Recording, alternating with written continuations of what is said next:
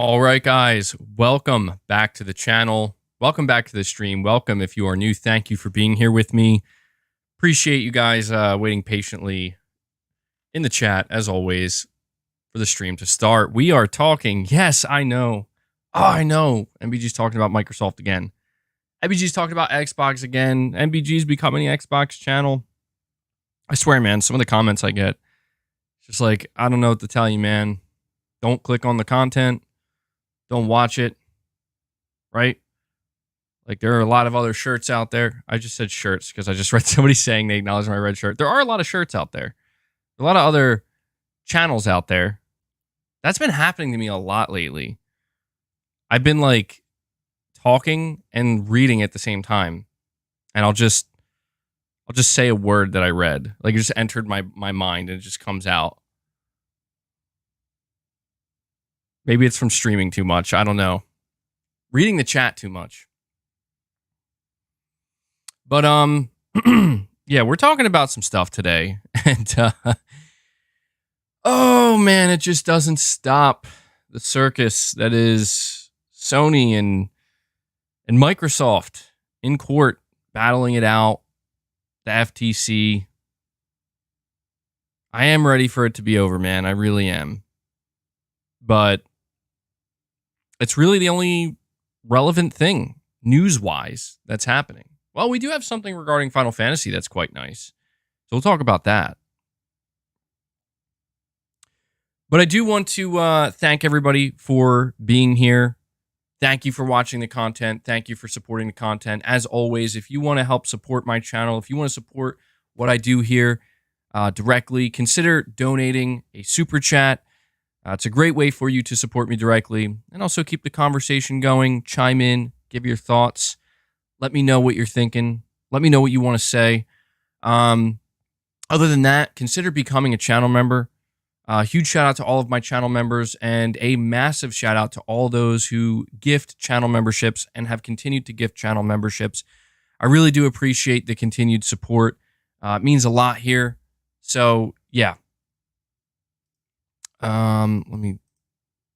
What is going on? Why am I glitching out so severely? That was weird. Anyway, yeah, thank you guys for being here. You read the headline correctly, folks. Microsoft is blaming Sony for exclusive games existing. I've seen multiple people saying, MBG, that's an exaggeration, that's a lie, that's clickbait, blah, blah, blah. No, actually, it's not. It's not at all. This is literally what Microsoft CEO is saying. We're going to talk about that. I mean, just when you think it can't get any more ridiculous, like, believe me, I get why people are clowning Jim Ryan right now. Okay, I get it. Jim Ryan comes out and he just has to, he has to say the businessman thing. And he has to say what everybody already knows. Most video game publishers don't like Game Pass. People get all upset about it. They get all in their feelings. Well, I like Game Pass. Capcom likes Game Pass. Sega likes Game Pass. Like, I don't think you quite understand what's being communicated here. Okay? I know most of you in the chat do, but some people just don't get it, man.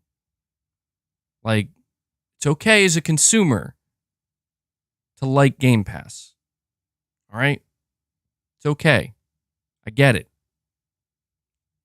But you should probably have enough common sense to know why video game publishers won't like Game Pass. Right? It should be obvious why the big AAA multi-platform games are not releasing into Game Pass or PlayStation Plus for that matter, or any subscription service, really, that's relevant. Why do you think that is? Oh, right. That's, of course, because they want to sell their video game and people will buy that video game, right? MBG should go to the FTC and give Jim Ryan some tips. Dude, it's so funny, man. People are so... They're just in their own world right now, man. Like, yesterday, Bobby Kotick, the CEO of Activision, legitimately just straight up came out and said, like, yeah, I don't like Game Pass. I don't like subscription models. They're detrimental financially to the industry. This is the CEO of Activision saying. He literally backed up Jim Ryan. And then he was asked by the lawyer, Bobby Kotick was asked by the lawyer, okay, well, if you don't like Game Pass and you don't like subscription services, why are you selling your company to Microsoft, where it's all about Game Pass? It's all about subscription services. And his response to that was like, look, I'm beholden to the shareholders. If they want to sell and they want me to sell, I have to do my job. So I'm going to sell this company. And basically, hey, when if this deal goes through and Microsoft gets Activision, he's Bobby Kotick saying that's their problem. How they're going to deal with the financial ramifications of putting their games on Game Pass and a subservice, that's their problem, not his. And so, you know, it's funny to me because people just don't care, man. And I get it. Like, from a consumer perspective, I guess, yeah, who cares if Sony goes away? Who cares if Nintendo goes away? Who cares if Microsoft goes away? You know, I get that. But I just think it's so funny that it's being literally painted out. Like, it's right there being revealed. Like, why AAA video game publishers can't go all in with a subscription-based model. They will sink. They will sink. Unless you're like a Microsoft where you have trillions of dollars in your bank account, right?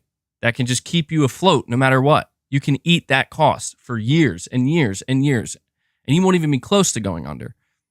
You brute force your way. This is what I'm saying. And I get it. Like, the consumer will probably cheer that on because it's like, well, hey, if Microsoft's going to brute force this new pro-consumer model, right? And they're going to eat the cost. Sony can't afford it. Nintendo can't afford it. Nobody can. Microsoft can. I don't care. They're saving me money. They're saving you money now. But what you're also cheering on is a company basically creating a monopoly in a new, with a new business model. But it's cool, man. You know? It's cool.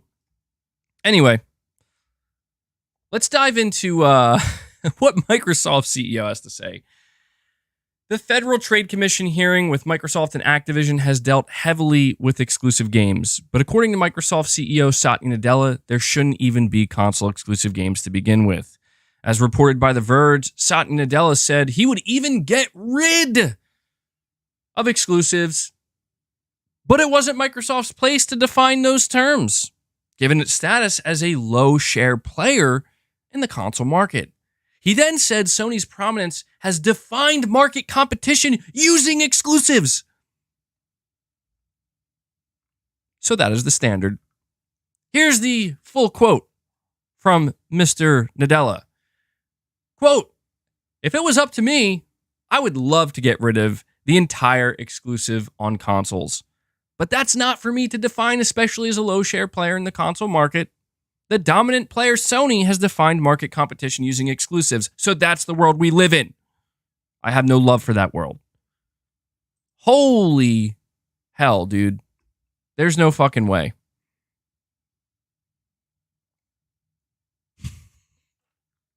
God damn, bro. What? This shit is getting crazy. It's already been crazy, but my Lord.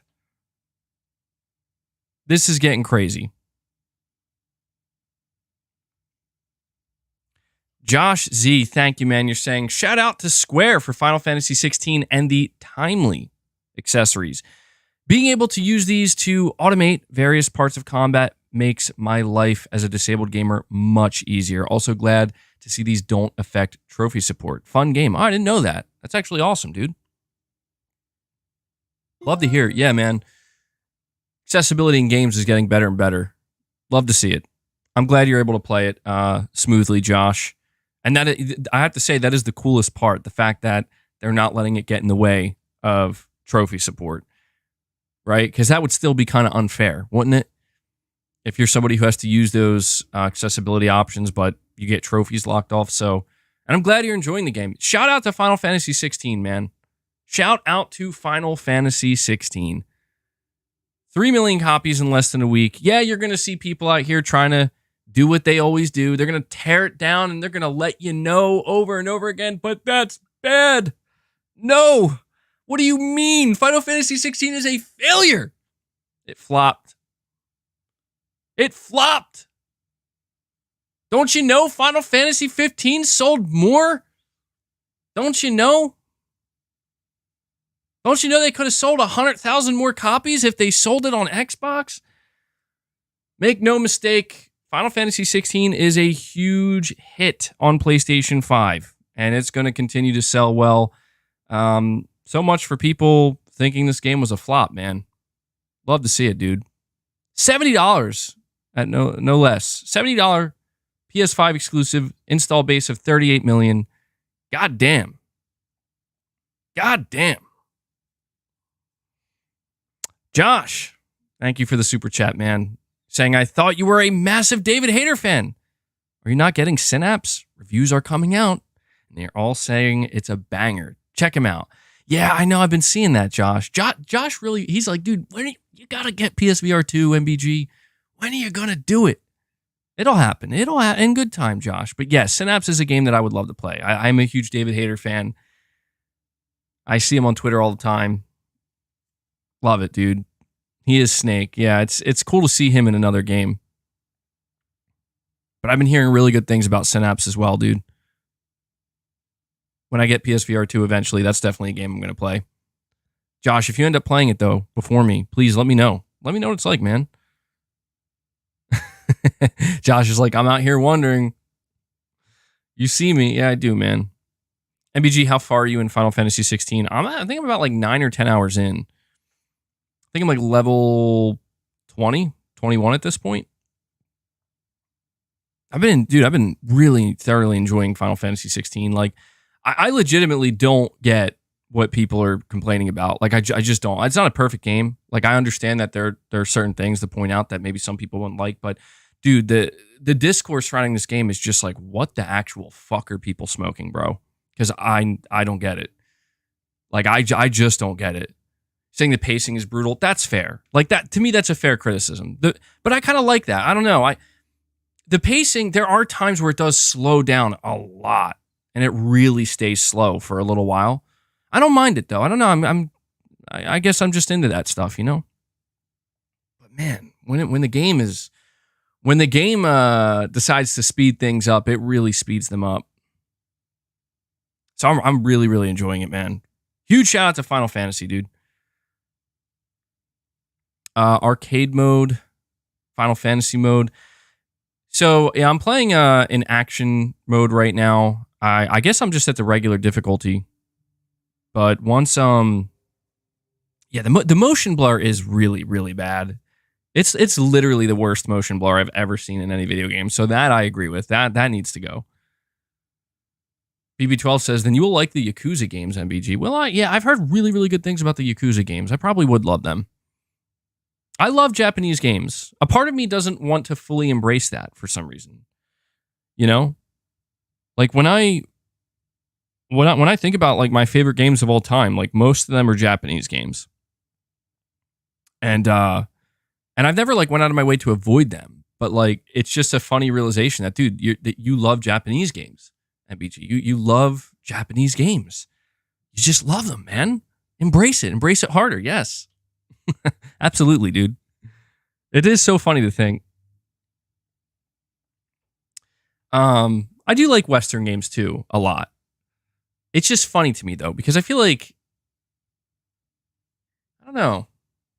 People talk about like Persona, Yakuza. I haven't played these titles yet, but people say all the time, dude, you will love these games. You will love these games. And I probably would. I mean, you guys said that about Final Fantasy, and it turns out totally true. IBG loves Red Dead 2. Yeah, Red Dead 2 is phenomenal. It was a little too long, I think. It like went on a little too long, but it was phenomenal, man. Anyway, let's get back into this topic. Microsoft CEO. I'm going to read the quote again. I got to read it one more time.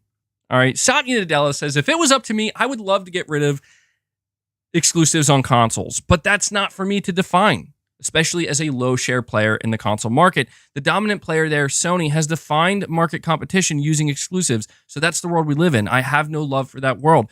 Dude, Microsoft is sniping Sony out here, bro. Microsoft is out here literally sniping Sony. They're trying to take them the fuck out. What do you mean Sony defined it? What about Nintendo? What about you when you entered the market? What about everybody that came before you and Sony? But no, it's just Sony. I love this notion, man. I love this nonsense, this bullshit. Everybody is out here defending the shit out of Microsoft, cheering on Microsoft, and they're saying some of the dumbest bullshit I've ever listened to in my life. And people are just eating it up. They're like, yes, Microsoft hates exclusives. Like, dude, they just fucking made Starfield exclusive, bro. They just canceled the PS5 version of Redfall. Stop falling for the fucking bullshit, bro. This company's a fucking joke. These dudes are in fucking clown wigs. I would love to get rid of exclusivity. You fucking can, Microsoft. You can. Microsoft CEO Satya Nadella, you can get rid of exclusivity. Sony is not holding a gun to your head. You can release Starfield on PlayStation. You can release Redfall on PlayStation. You can release all these games on fucking PlayStation, but you're not. Because you're a fucking liar. You're a fucking liar. And everybody knows it. Well, maybe everybody doesn't know it, but everybody should know it. You're a liar. Okay? You have the power to remove the exclusivity barrier, and you choose not to. Why? Oh, because of Sony. No, because you want to win. You want people away from PlayStation. Because here's the fucking catch-22 of it all. You ready? Oh, well, Sony's the reason we got to do exclusives. But wait, hold on a second, though. I thought Game Pass was your priority. Okay, so how does that work?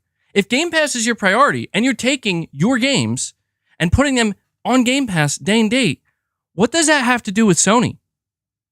What does that have to do with Sony? Could it be that maybe you're afraid? Could it be that you're afraid that if you put Starfield at full price on PlayStation 5, more people are going to gravitate towards PlayStation 5 instead of Game Pass? It's a joke, man. I love how Microsoft's they're putting the pressure on Sony. Like, Sony needs to be the one to remove exclusives. Like, okay, sure. We got Tony Tone. Welcome to Greatness Awaits, man. We got Tony Tone becoming a member. Looks like he's re-upping his membership.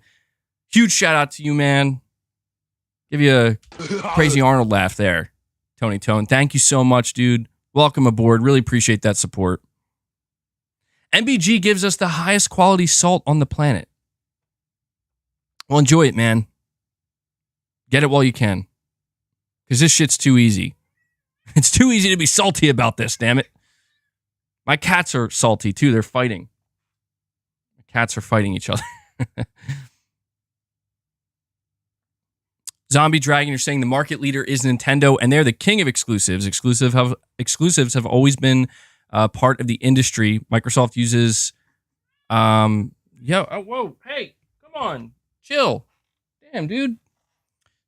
Sorry, Zombie Dragon. Sorry to interrupt your super chat. You're saying Nintendo is the king of exclusives. They're the market leader. They've always been part of the industry. Microsoft used to do them all the time. Yes, you're damn right, Zombie Dragon. Again, look at the picture that is being painted right now. Sony exclusives, bad. Xbox exclusives, good. It's insanity, man. It's insanity.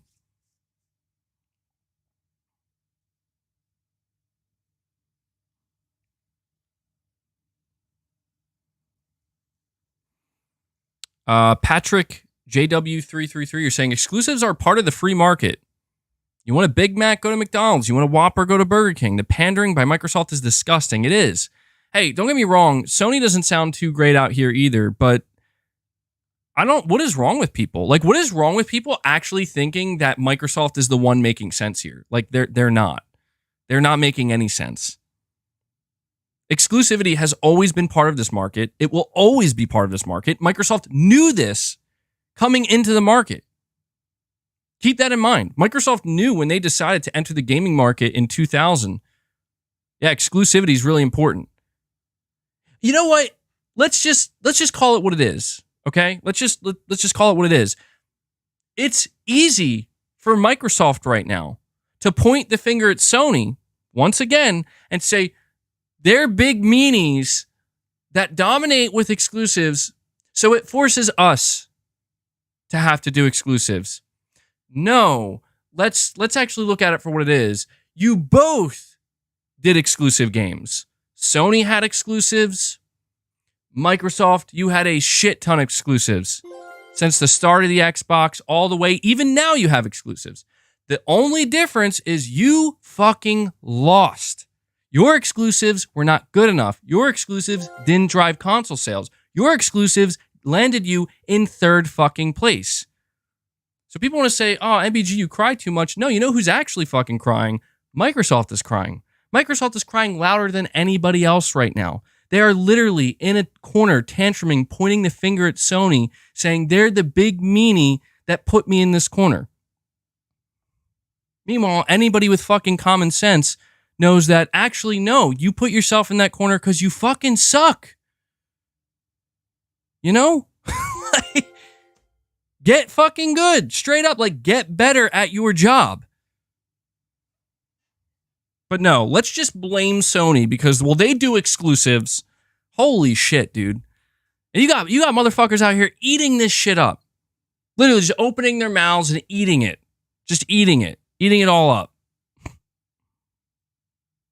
I mean, people leave... Dude, I see do you know the level of stupidity that I see in my comment section?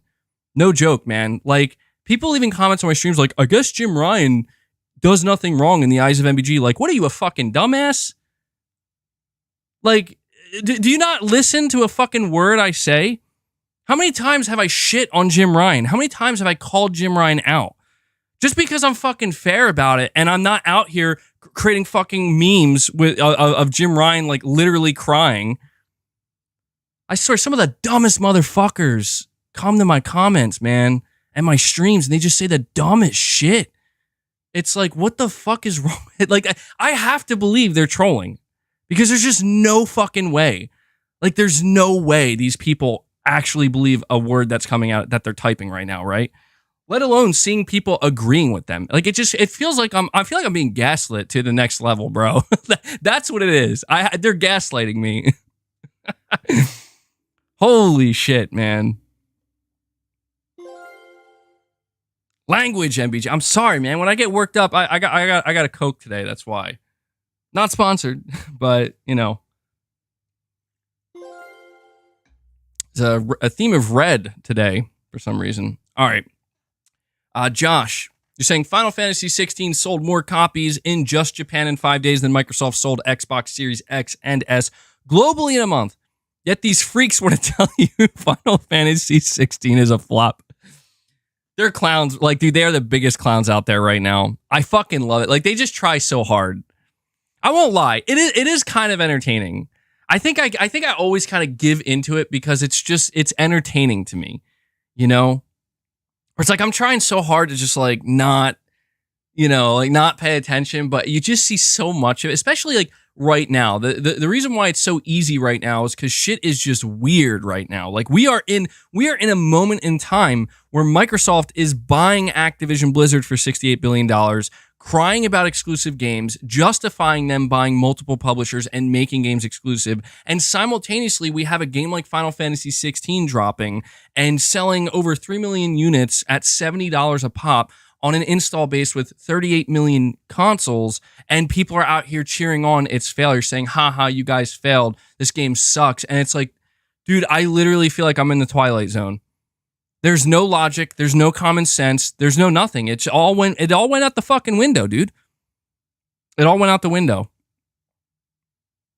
I'm glad. Yeah, my PS5's blowing up, guys. Sorry, I would. People ask me all the time, MBG, you going to stream Final Fantasy? Sorry, I would, but my PS5 literally fucking exploded. Yeah, I don't know. I called Sony and they're like, sorry, you're out of warranty. It's insanity, man. It's insanity. So thank you, Josh. And yes, you are correct. These freaks, these freaks want to tell you FF16 was a flop. All right, we got Sim Particle. Thank you so much for the 20, man. Really appreciate that. You're saying playing Witcher 3 before starting FF16.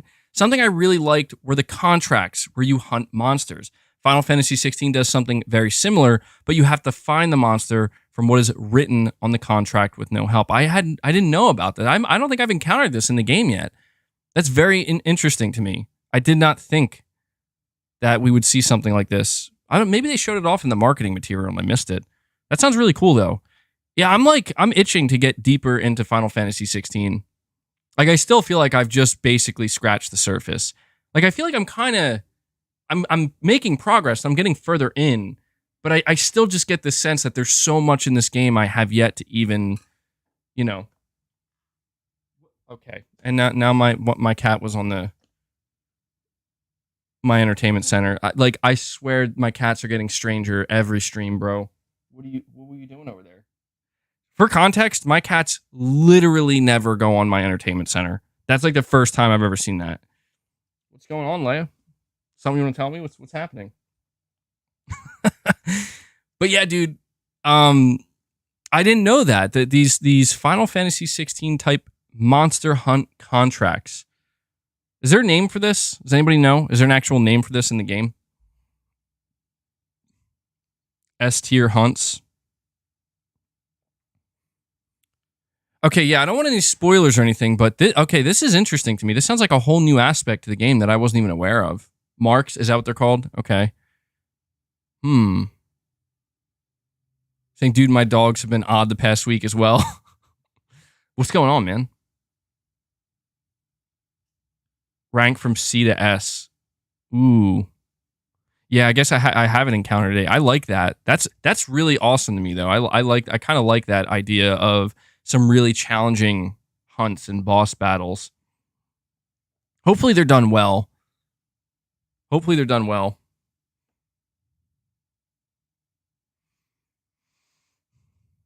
That's the only part that I feel like I'm going to struggle with. You find them based on clues in the listing. That's going to stress me out, man. Solving puzzles and shit. Come on, I just want to slice things up. But yeah, I still feel like I'm basically scratching the surface of this game, man. It's huge. But you got me hyped all over again, Sim Particle. I appreciate that. I didn't even know that was a thing. Now I'm hyped. And again, thank you for the $20 super chat, man. That's it's very generous of you. Whiskey Gaming, member for 29 months. Thank you, bud. You're saying, so I'm at the Elden Beast and only missing the story ending trophies. I enjoyed the game, but there are a ton of wall and environment glitches. I got 8 through an entire wall of a room by a boss. I give it an 8 out of 10. Damn, bro. Damn, Whiskey Gaming. Really? I don't know. I can't really recall, because you're talking about Elden Ring. I can't really recall if I ran into many. I know I ran into some glitches, but not a lot. I don't think I have had anything that extreme happen to me, getting destroyed through a wall. But yeah, I mean, I don't know if you're going to try to go for the platinum or not, man. But I know there are multiple endings. There are multiple endings where you got to, change up the different, the different path you're going on, essentially, to get the different endings. I know my buddy, you say you are getting the platinum. Okay, yeah, one of my friends got the platinum, and he still brags about it. I think it's like his greatest platinum ever. I didn't get the platinum for it. I don't know why. I guess I just didn't feel compelled. Josh, again, you're saying, along with the Bloomberg articles and other main outlets with their hit pieces on everything PS5 and PSVR 2, LOL. By the way, my PS5 is still standing vertically. Whoa, hold on, Josh. I don't know about that, bro. You sure that's a good idea? You sure about that? We all know your PS5 is going to break. We all know that the liquid metal is just going to start leaking and ruining your console, because that's just how it goes, man. Don't you know? Sony doesn't know what the hell they're doing out here. Yeah, Josh, it's crazy that it's just getting worse, man. It's just getting worse. I don't know. Sony has to do something with their PR and marketing because they've lost control, man. I hate to say that, but Sony has completely, totally lost control of the PR and marketing side of PlayStation, where in the press, in the conversations, there's still people who are positive about them, no doubt about it. Saying, bro, Sony doesn't care. Maybe. MBG, you are Sony PR. Good luck, bro. Yeah, I know, right? Like, damn, no wonder why everybody's quitting. They're like, I ain't deal with this. You know why it's impossible to fight back against it, though, is because no one wants to hear it. Like, they don't. That's the craziest thing about it that I've noticed, is that all the bullshit that comes out, people don't care, man. Like, they refuse to see the logic. They refuse to be fair about it. They refuse to see the facts. They refuse. They absolutely. It's the once they get the momentum on their side, they just run with it. Balam says, MBG, thanks for also posting your news highlight videos. I don't always have time for the podcast. Yeah, no problem, man. I'm trying real hard to make sure I keep pumping out those videos, man, because I know people still really enjoy them, and they do help my channel a lot, but I also know that not everybody can tune into the streams. So I'm glad you appreciate it, man, and I'm glad you guys continue to support the videos. And as long as you continue to support them and enjoy them, I will continue to make them. I do have another video going out later tonight, after this stream is done. So look forward to that, dude. But yeah, Josh, you're absolutely correct. It's always just the negative doom and gloom. It just becomes clear that there are certain people in the industry, part of the media, also just people, with influence. They just want to see PlayStation fall, man. They do, and they want to see Sony fall. And I get it. Don't get me wrong. Like, I don't want to sit here and make it sound like there hasn't been some arrogance from PlayStation as well as the PlayStation fan base. There has been. And I get it. That arrogance can be annoying, but it hasn't been totally like that. It hasn't been as bad as people are making it sound. There has been some, no doubt about it. But, I think I like to think most people have been humbled by now and realize that, look, you got to be fair, man. Got to be fair. Like, call spade a spade. There's nothing wrong with that. But to a lot of people out there, I'm not fair. Apparently, to a lot of people, everything I just said about my reaction to what Microsoft CEO said about exclusive games, I wasn't being fair. I was just being a fanboy, delusional, just crazy, out of my mind. It's like, okay, well, whatever. Jay Pierce, you're saying, so I'm hearing that Game Pass is pushing more for an all-digital future. What do you think about that, MBG? But they want to keep blaming Sony. Well, so talking about being fair, I want to make something clear, Jay. I'm not about a digital-only future. I'm completely against that. I don't know if we'll ever get there. I hope not. I don't have a problem with digital purchases in general, like having the option to buy your stuff digitally. I have no problem with that. Sony and Microsoft both want a digital-only future, but I think there's still a lot of PlayStation players and fans that still buy their games physically, at least a decent chunk of them, right?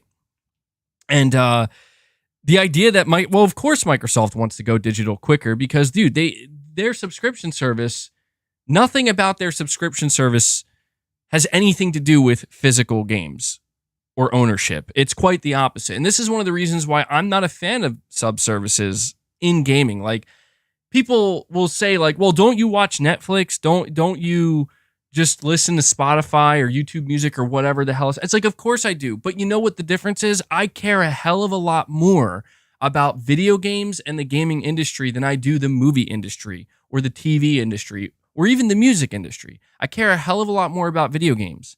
And because of that, it means something to me to actually own a product, to own a video game.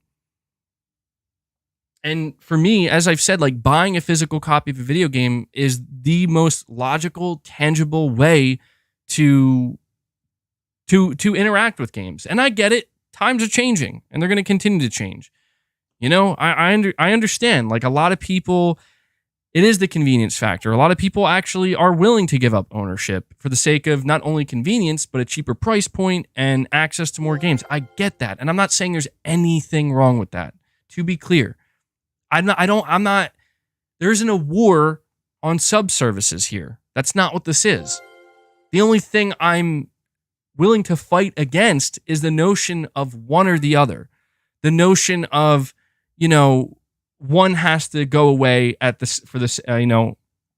expense of the other. I'm not a fan of that. Like, I totally believe that both can continue to exist harmoniously as they are now. And I hope that's how it stays. I'm not confident that it will, but I just like the idea that if you want to buy physical games and own your games, you can have that option. If you don't want to do that and you just want to subscribe to a service and basically just rent games, and sift through them and play all different games every month, you can do that too, or you can do both.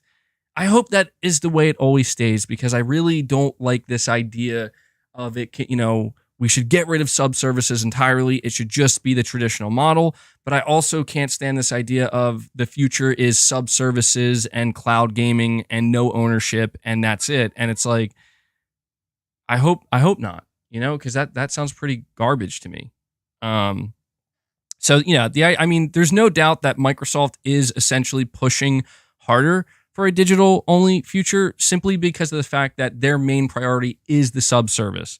And the sub-service exists in a completely digital ecosystem in space.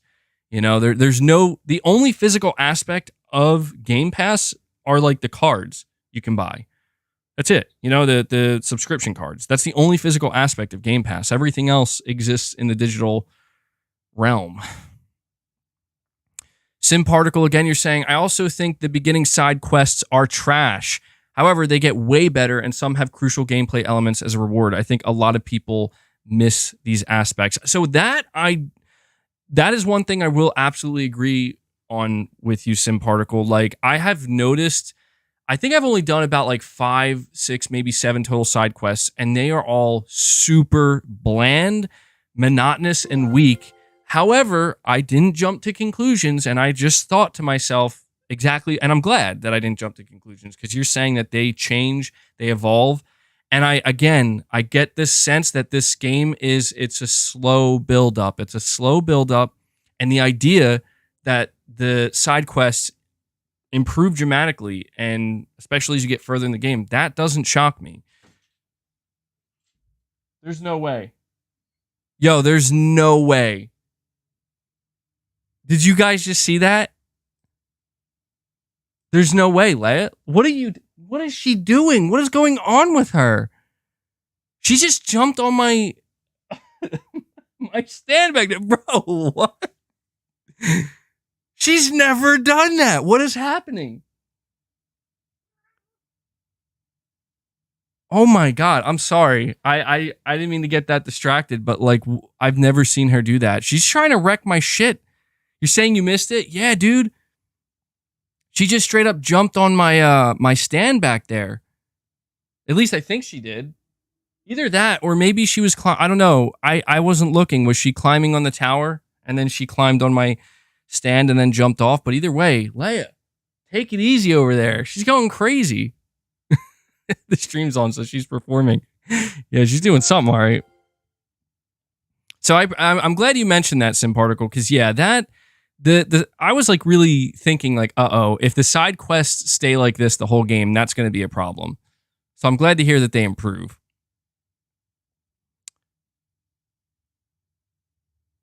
Oh man, cats aren't pets. Yeah, no, there are masters.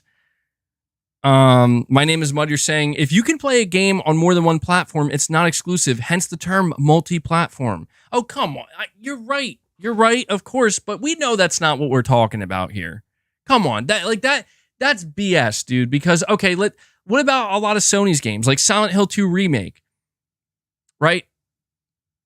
That people are gonna say that's a PlayStation exclusive. Why are they saying it's a PlayStation exclusive when it's releasing on PC? Because it's purposely not coming to the other console, to the competing console. You know what I mean? Here's my question.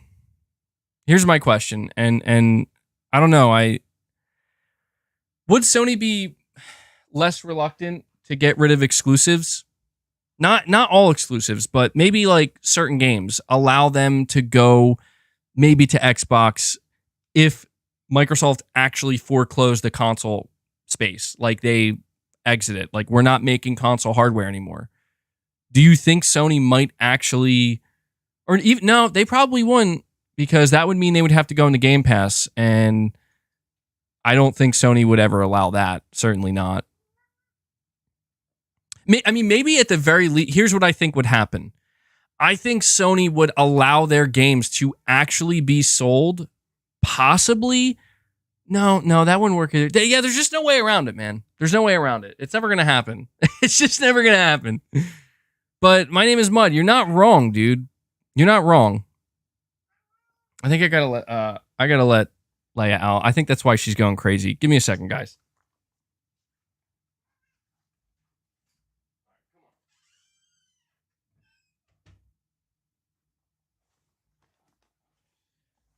All right, sorry about that. I was like, I swear, man, she acts like she wants to come in here and she wants to hang out the whole time, and within like less than an hour, she's like, get me the fuck out of here. I don't want to be in here anymore. MLB The Show says hi, NBC. Yeah, but come on. MLB The Show, bro. You know as well as I do, MLB The Show, that's not Sony's choice. That is not Sony's choice. Okay?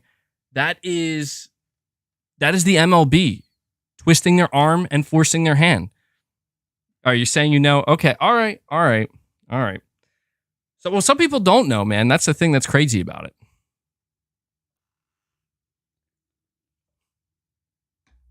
Don't shout, MBG. That's why the cats are... Oh, of course that's why. Of course that's why. I'm over here yelling like a maniac, and I'm wondering, why is my cat getting so upset? God knows what I look like in her eyes. King Sam, you're saying, currently playing Plague Tale Requiem, then going to play Callisto Protocol DLC before playing FF16. Excited to get it. How is the game so far? Well, it sounds like you got your lineup there. It's really good, dude. King Sam, I think you're going to enjoy it, bro.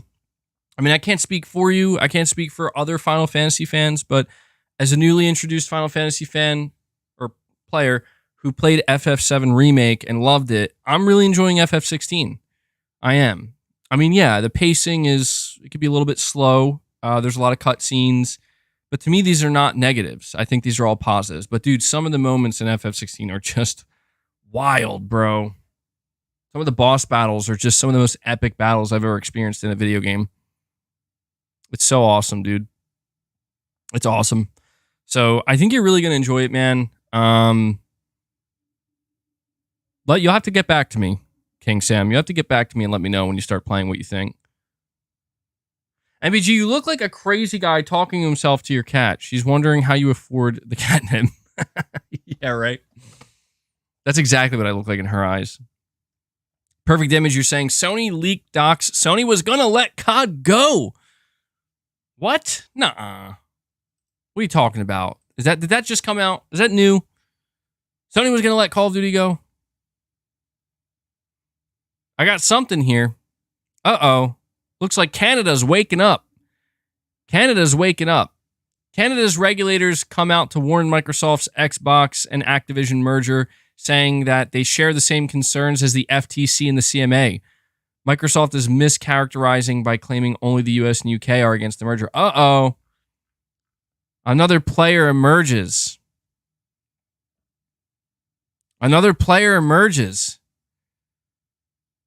No way. So now it's the US, the UK, and Canada are all against this merger. Uh-oh. Looks like Microsoft might not get their way after all. Canada might have use after all. Jim Ryan didn't sign the deal because they want all Bethesda. Dude, let's make something clear here. Okay? I really want to make this clear. Because if there's one thing that I'm so fucking tired of seeing on both sides and all around when it comes to talking about Microsoft and talking about Sony. Okay, I think Microsoft is a fucking literal joke. Okay, that's obvious. Anybody who comes to my channel, you know, like, I'm just done with Microsoft, dude. Fuck them. Fuck their tactics and fuck their whatever they're doing in the way that they're trying to win. I don't care. As far as I'm concerned, they failed to deliver. They failed to make good games. And now everybody else has to fucking... The entire industry has to suffer because of Microsoft's failure. Microsoft's like, you know what? We lost. So we're going to change the entire landscape. We're just going to completely change everything because we can. So you know how I feel about that. But I want to make it clear, dude. I need to make this so clear. I do not view Sony as the good guy. Okay? I need to make that clear. I view them as a company and a publisher that is good at their job. And that is what I respect. I don't look at Jim Ryan and I don't look at Sony and I don't think they really care about the gamer. They really care about it. Like, no, dude, this is business. And I'm so sick and tired of seeing these arguments of people going back and forth of like, well, Jim Ryan said that and fucking who said this? Like, dude, at this point, I'm just wondering, like, who's really going to let it slip? And as far as I'm concerned, Microsoft let it slip worse than Sony did. Microsoft says we want to spend Sony out of business. Microsoft says we blame Sony for exclusives. Microsoft says all this nonsense. And it's like the most ass-backwards shit I've ever heard, and yet people are just eating it up and cheering them on. And they're cheering them on, and Microsoft knows they're going to cheer them on because it's like, well, we got Game Pass. Huh? What about that? We had a good showcase. We got Starfield. It's like, oh, okay. If you're a consumer, how are you going to fight that? Well, you know what? I get it. Most consumers are not going to care. Most consumers are not going to count the score. Most consumers are not going to look at what came before. But you know what? I was here, and I watched, and I saw it with my own two eyes. And I know, Microsoft, you can flex Starfield all you want. You can act all, like high and mighty now, or your fan base can act all high and mighty. But you know what? I fucking saw you actually try. I saw what happens when you try. You mismanage. You fail. But you know what? Sony, and this is not me defending Sony. Again, where Microsoft failed, and where they are now looking like clowns, making these ridiculous arguments and making these ridiculous statements, Sony didn't fail. Sony is literally out here making it clear, like, yeah, we want Call of Duty money. We want more money. We want our customers to give us more money. Like, wow. Holy fuck. I would have never guessed in a million years that that's Sony's end goal. They want money. Surely that couldn't be Microsoft's end goal too. Well, it's not. They're saving me money. No. Right now, it's not. Right now, Microsoft's goal is to lose money and eat money and invest. So that way, they can get all the money in the end. So make no mistake. Make no mistake. At the end of the day, I have to keep saying it over and over again because some people just don't get it. It is business. It is about the bottom line. It is about market share. It's about who has the most money, who's gaining the most money, who's winning, right? That's what this is about. So please do not view MBG as some kind of Jim Ryan Sony defender where it's like this guy thinks Sony can do no wrong. No, Sony can and does do wrong, but they do their fucking job well. And when they do those things that are clearly not right, I will call them out on it. But I am not going to shit on Sony for fucking just basically saying, hey, we made good games, we were rewarded for it, and we're going to keep building our company and building our business. And we're going to try to snuff out the competition. That's fine. Again, it's not shocking. It is not at all shocking to hear Microsoft come out or for the email to fucking leak and be like, we can just spend Sony out of business. Of course you can. Of course, now you can, because you convinced your CEO and your CFO to open up the vault. Now you can spend Sony out of business. Congratulations. You now have an opportunity to win in the shittiest way possible, but go for it. Go for the juggler. Why not? Your end goal here is no different than Sony's. Get to the top and fuck the competition over. Saying audio is okay, but the stream is lagging hard. Guys, is the stream lagging? If it is, I don't think there's anything I can do about it, unfortunately. So I'm sorry. Sorry. But the point that I'm trying to get at, I think I have these moments where it lags real hard and then it fixes itself. Oh, now it's telling me. Now it's telling me it ain't getting enough info. Whatever. I'm breaking the stream. I'm breaking the stream. Is it still lagging right now? Oh God. Uh-oh, guys. My stream is breaking. Hold strong. Hold strong. It'll fix itself. I promise it'll fix itself. Come on. We can power through this together, guys. We can power through it. She's ranting so fast the lag can't keep up. Well, we're just going to ignore it for now. Is it still lagging, dude? Oh my God. Yo, somebody's fucking with my internet, man.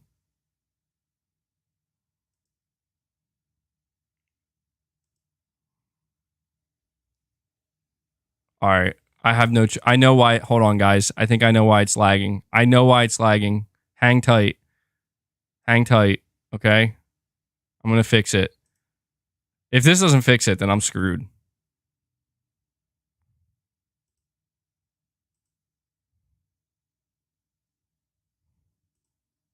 All right. How about now?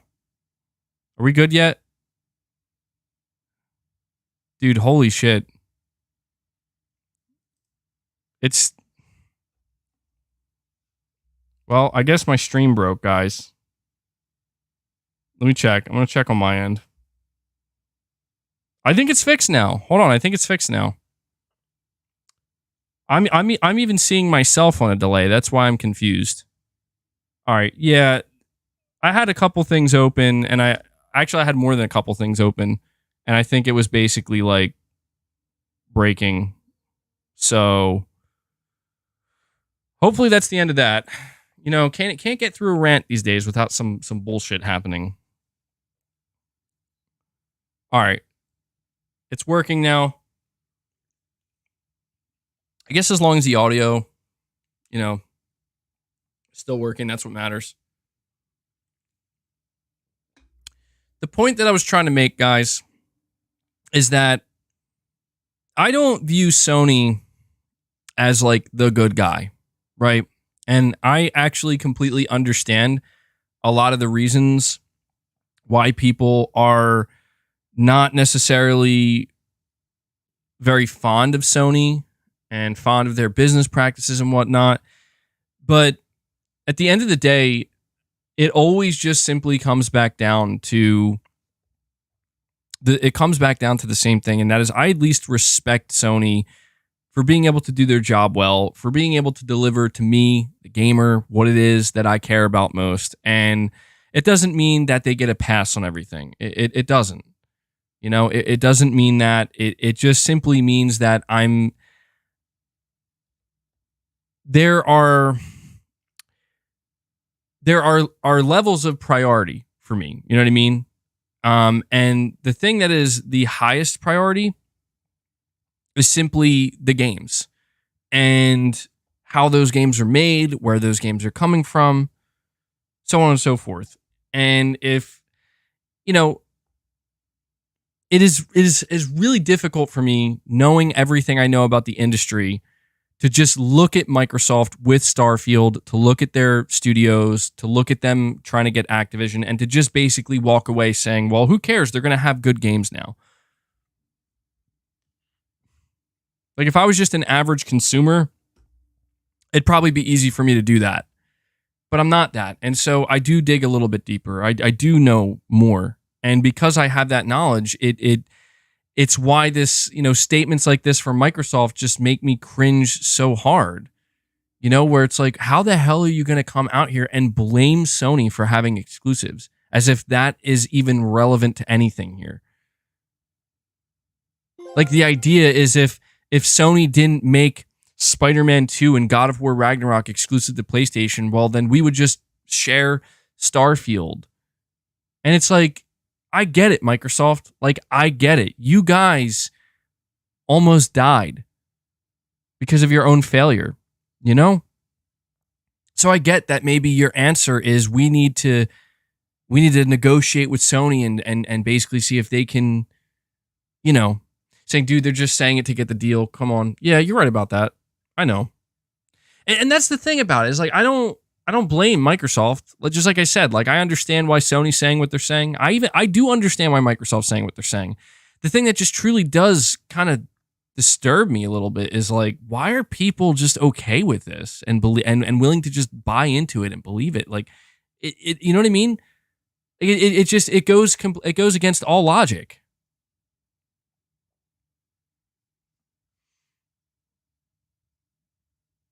I don't know, man.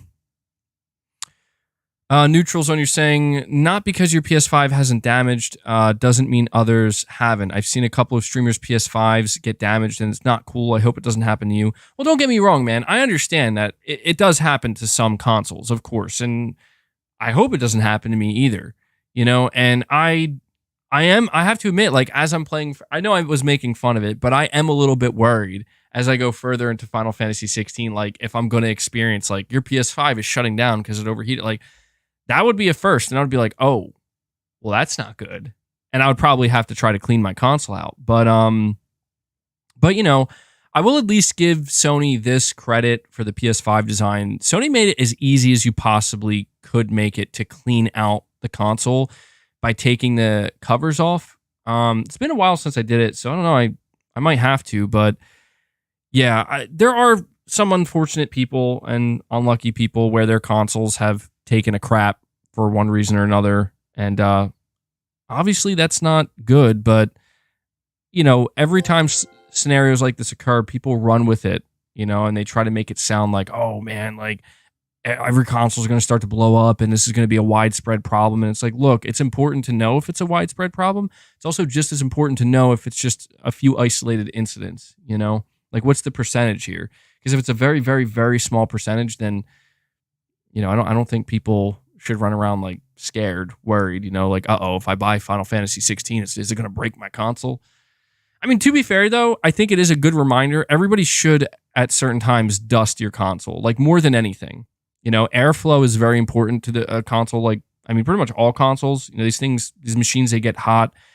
They have fans, and the more dust that accumulates, you know, it could potentially create problems. So, it's, if anything, it serves as a good reminder. And Steranko, thank you so much, man. I'm sorry I missed this earlier. We have Steranko becoming a channel member. That's 2 members on the day. I have a lowered goal today, 10 channel members. So if you're not a channel member, please consider following up Steranko here, becoming a channel member. Or if you are a channel member, consider gifting some channel memberships. Let's see if we can get a train at all going today. I really appreciate that, guys.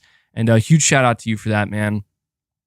We have Disco Cobra 13. Thank you so much for the $20 super chat, man. You're saying, I may have my moments of being a fanboy of Sony, but I have to curtail it back and remind myself I used to love Xbox as well. I'm all for competition. That makes everything better.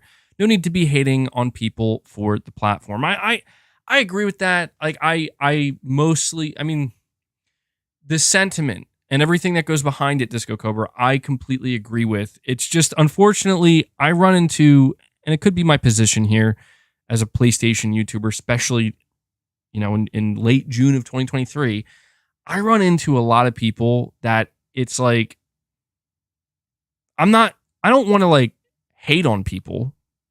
And I know that's how I come off a lot of times, but it's just, I genuinely see some of this stuff and I'm just like, I'm truly flabbergasted by it, where I'm like, I can only assume one of two things. Number one, they're trolling and they're doing so successfully, or number two,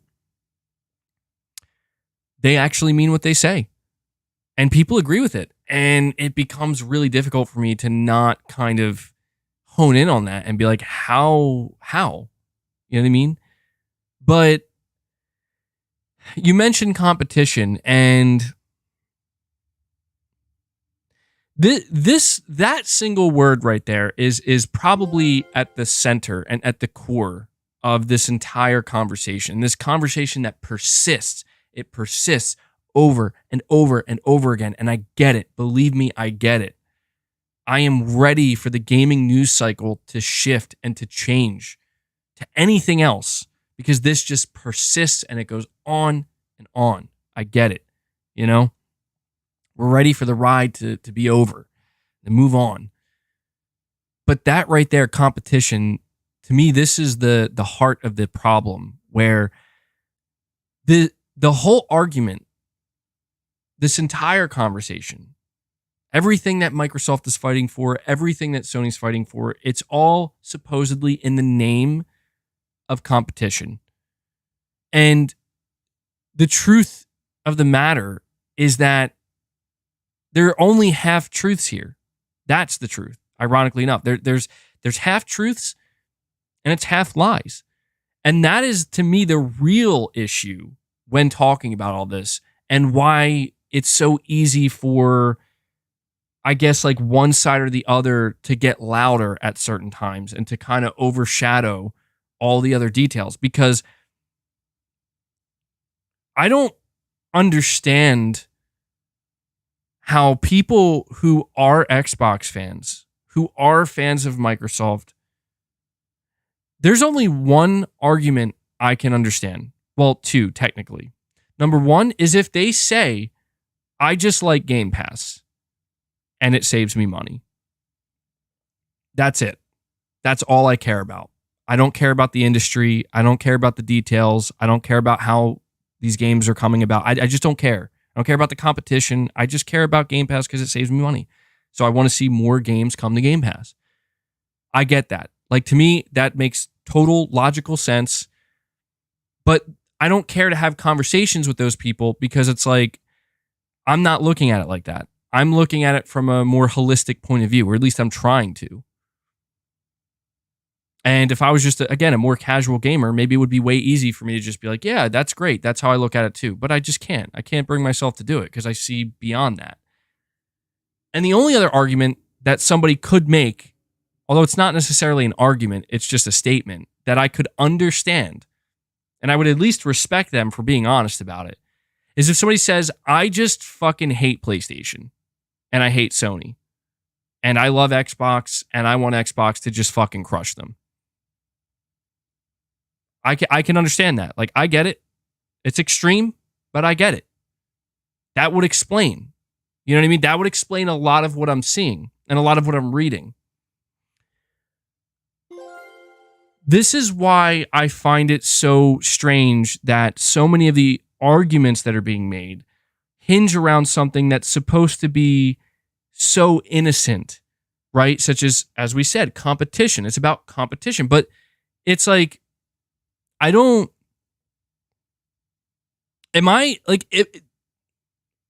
supposed to just say, Microsoft tried to compete, they failed, now they're finding another way to compete by spending copious amounts of money and buying up publishers and making some games exclusive in the process and taking games away from the other platform, like aggressively, right?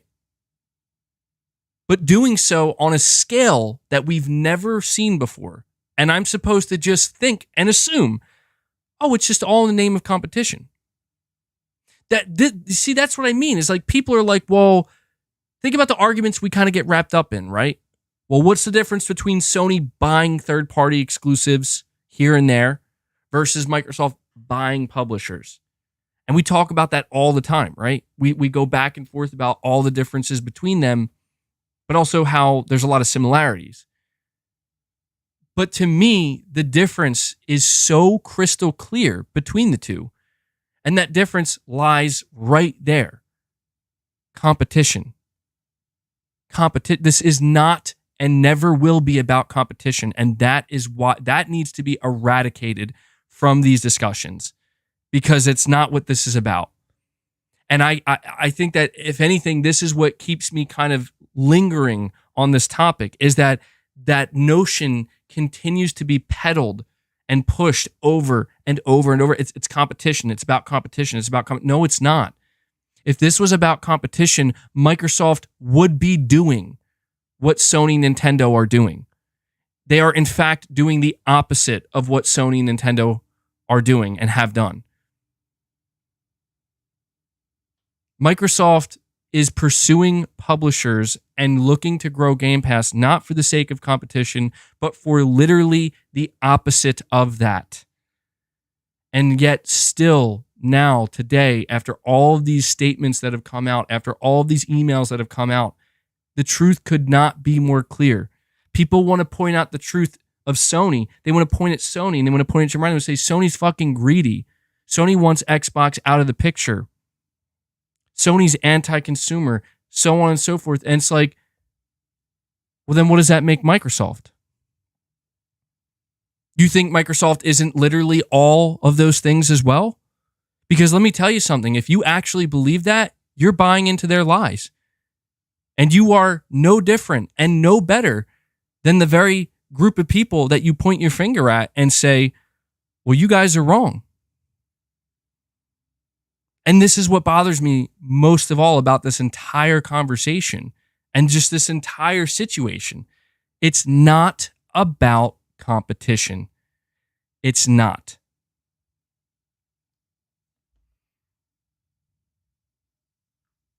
But yet, so many people still continue to run with that notion.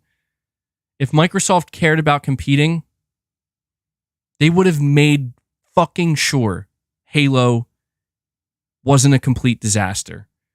They would have made sure that in the tail half, the second half and the ending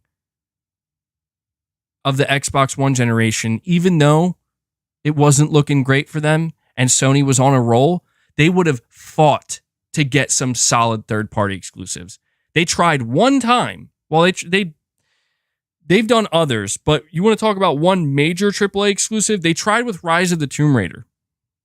That could have been their start. Because at least if you did that, you're fighting fire with fire, and you're trying to compete. You're trying to grow your studios. Again, I need to continue to remind people the level of escalation we are seeing from Microsoft. This is why government bodies are getting involved. This is why the FTC is suing Microsoft. I don't care how what type of clown show the FTC is running. I'm not talking about whether or not the FTC is going to win or lose. I don't give a shit. Whatever happens, happens. It's not my job. But the reason why government bodies are now getting involved is because the level of escalation due to Microsoft, not Sony, not Nintendo, Microsoft. Do you think government regulatory bodies would be involved if Microsoft decided to pursue more, smaller studios that they could grow? No. Do you think they would pursue Microsoft legally if they lock down third-party exclusives just like Sony does? No, they wouldn't. They are pursuing Microsoft on this level because they know what their fucking intention is, and it is simply not to compete. Sony knows this. Why do you think Jim Ryan and Sony are coming out here willing to just say the fucking harsh truths, or not harsh truths, but say things in a way that it's like, well, that seems pretty shitty, right? Like, that doesn't sound great. But Jim Ryan doesn't fucking care because he knows, like, this is a business and Microsoft's out to fucking destroy us. We don't care how our public perception is right now. We want this shit blocked because we know where this is headed. It's a joke to me, man. And I'm just so fucking like, and the dumbest thing that people want to bring up too, it's a true thing, but it's so dumb to even mention is like, well, Sony wants the same thing too. Yeah, you're right. Sony probably would be totally fine and okay if Xbox actually shut down and went away. But Sony did not escalate this, dude. And it is absurd. It is fucking absurd that people are believing Microsoft's lies. Well, Sony, they have exclusives and they got third-party exclusives, so we have to do it too. That's not what you're fucking doing, though, is it, Microsoft? You're fucking buying monolithic publishers. That's not competing. That's that. You know what I mean? Like, you're not doing what the competition is doing. You're escalating that shit to a degree in which Microsoft fucking knows. They said it in their goddamn email. We can spend Sony out of business. We can spend Sony out of business. We can spend Sony out of business. What is it going to take for people to wake the fuck up and realize that Microsoft is fucking garbage? They do not fucking care about this industry. We just got a fucking email that came out, a leaked email or some bullshit with Phil Spencer, where he actually floated the idea of shutting down the Xbox division in favor of just focusing on a mobile division because that will make more money. This is not about the fucking gaming industry. It's not about the gamer. It's not about the quality of games. It's not about any of these. It's not about the console. It's not about anything other than we just want to win. We just want to make the most fucking money. And we are willing to spend the most amount of money to make that happen. And you know what? We will fucking lie through our teeth. We will lie to your face as long as we need to get that through, to get that to happen. So you know what? All these people who want to sit here and they want to cheer on a fucking future for the gaming industry that they have no idea just how bad it's going to get and what exactly they're fucking cheering on. Oh, what? You want to continue to pay $70 for games, MBG? Well, let me see. If they're guaranteed to be high quality, well-made video games, yeah, I think the developers should, be rewarded for their fucking effort. I'm so fucking tired of just more and more each day. It's about, I want the best and I want something really good for just the cheapest fucking amount of money as possible. You know what? To all those people, fine. I get it. You want to have your cake and you want to eat it too, and you don't give a fuck about anything in between. But you know what? That notion right there, I want the best. I want better and I want it for cheaper. Well, you know, that only leads, that road only leads to one place. And we see it over and over and over again because you know what? I understand people have this mentality that the only reason we pay $70 for games is because these fucking developers are greedy fucks. And they will wring us dry. Yes, they want more money from us, and they will try to squeeze out any extra they can from us. But at the same time, they cannot cross certain lines. And anytime they have attempted to do so, the market puts them back in their place. And I'm pretty sure my fucking stream is crapping out again. Damn it. It is a balancing act. When you see things come out, hey, how much did The Last of Us Part 2 cost to make? $220 million over the course of 6 years, not counting marketing. Suddenly, you see why Sony is like, we got to sell a minimum of 10 million copies.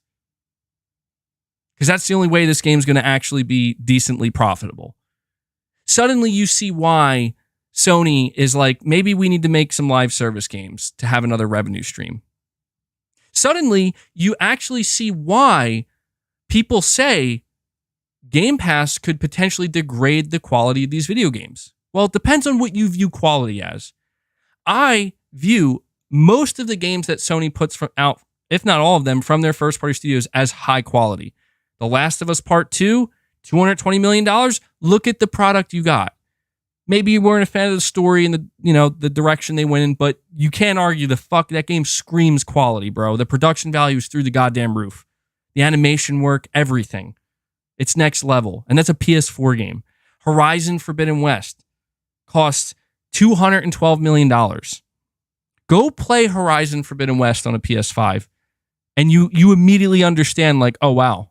Oh, and why do these games cost so much? Why is the price of these AAA games and the production, why is it ballooning? Well, let's do just do basic math, right? You consider the fact that you have a development team of 100, 150, maybe even 200 developers, right? Working on a AAA video game like Horizon Forbidden West, like The Last of Us Part 2 for 5 years, 6 years straight on minimum $100,000 salaries, but certainly many of their salaries being well beyond $100,000. Sony has to pay their employees. People think it's fucking bullshit. And this is what, and it's why you see even a lot of developers are not for Game Pass, because developers want to get fucking paid, dude. They want to get rewarded for their work. Microsoft is trying to deconstruct a basic logical principle here, just a fundamental foundational piece of logic, which is make a good product, get paid for your fucking product. Make a good product, get rewarded for it. But that's fine, man. People want this future. People want this future where it's like, I can just get the best of the best and I can get it at dirt cheap. You really think so? You really think you're going to get the best of the best, the most premium? Well, okay, well, maybe a little bit less than that. Well, how much less? I don't know. I don't know either. Guess we're going to fucking find out. I hope MVG isn't losing sleep over this. I am fucking losing sleep over this, goddammit. I'm waking up with night sweats. Actually, the other night, I did have a little bit of a dream. Starfield was in my dream. But it was like in a really weird way. I had this fucking weird dream where Todd Howard was like, he was like inviting people to like a Starfield experience where you got to actually like, I don't know if it was like VR, but he like basically took you into the game and was like showing you all the different shit. It was so fucking weird, dude. And I just remember like waking up and being like, the fuck? Like, what the hell was that? He is so obsessed with, yeah, dude, I'm so obsessed with Starfield. I was dreaming about that shit. Yeah, that was creepy as hell, though. It was actually pretty cool, though. I have to admit, it was pretty cool. MBG was stuck in Starfield having to walk across a planet. You know what? Actually, the more I'm thinking about it, I think it was Todd Howard, like, invited people, like, gaming influencers to his home, but he had his home, like, constructed to basically be, like, an augmented reality version of, like, Starfield. And he was giving, like, a big demonstration and explaining it, and it was actually like, whoa, this is pretty cool. I don't know why, though. It's just like a fucking weird dream. But I don't know. I know that was like a really intense rant, but it's just painful to watch this unfold the way it is, because people are being fooled, man. They are. And it should be more obvious than it is. It should be more obvious. Like, I'm trying to just explain the fact of the matter, and that is that Microsoft has the money to facilitate these things. Microsoft has the money to facilitate these things. And because of that, the consumer is naturally going to, they're naturally going to gravitate towards it. Right? Because if the consumer doesn't have to pay for it, then why should the consumer care? The only thing the consumer should be worried about is, I get to save money. And I know I sound like a broken record. I understand that, but I just am trying to implore anybody who's involved with video games, who cares even just a little bit, to please look beyond that.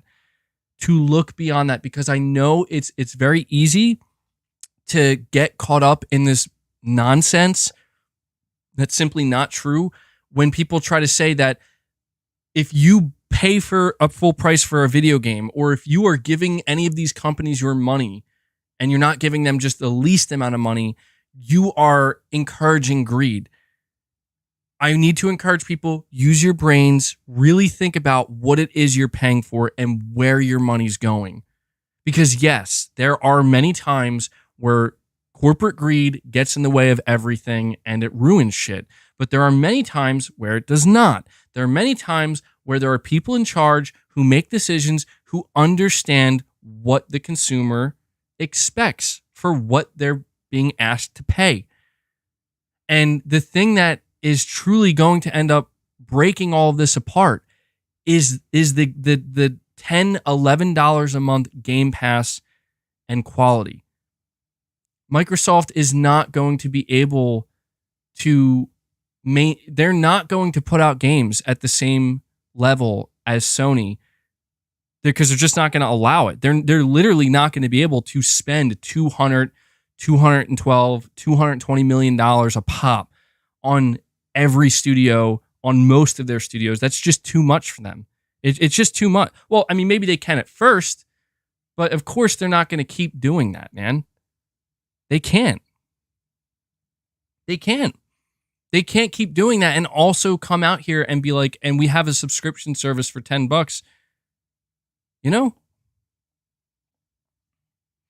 MBG, like you, don't care for Xbox. We don't care for PlayStation's future. They can adapt or close like any other company on a capitalist market. Hey man, I get it. It is going to be up to Sony if Microsoft succeeds here, and putting my own passion-filled rants aside, whatever you want to call them, people call it delusion, whatever. Putting my own feelings aside, it is true that it is going to be up to Sony to contend with this. And if Microsoft does get their way, and I hope they fucking don't, if Microsoft gets their way, they're going to transform this industry, and Sony will have no choice. Well, they will have one choice. They can either say, well, I guess we have to take a step back and just basically have this own island of ours that we carved out, and we'll just sustain this island and the people that are on it. Or Sony's going to, basically say we have to try to match Microsoft now.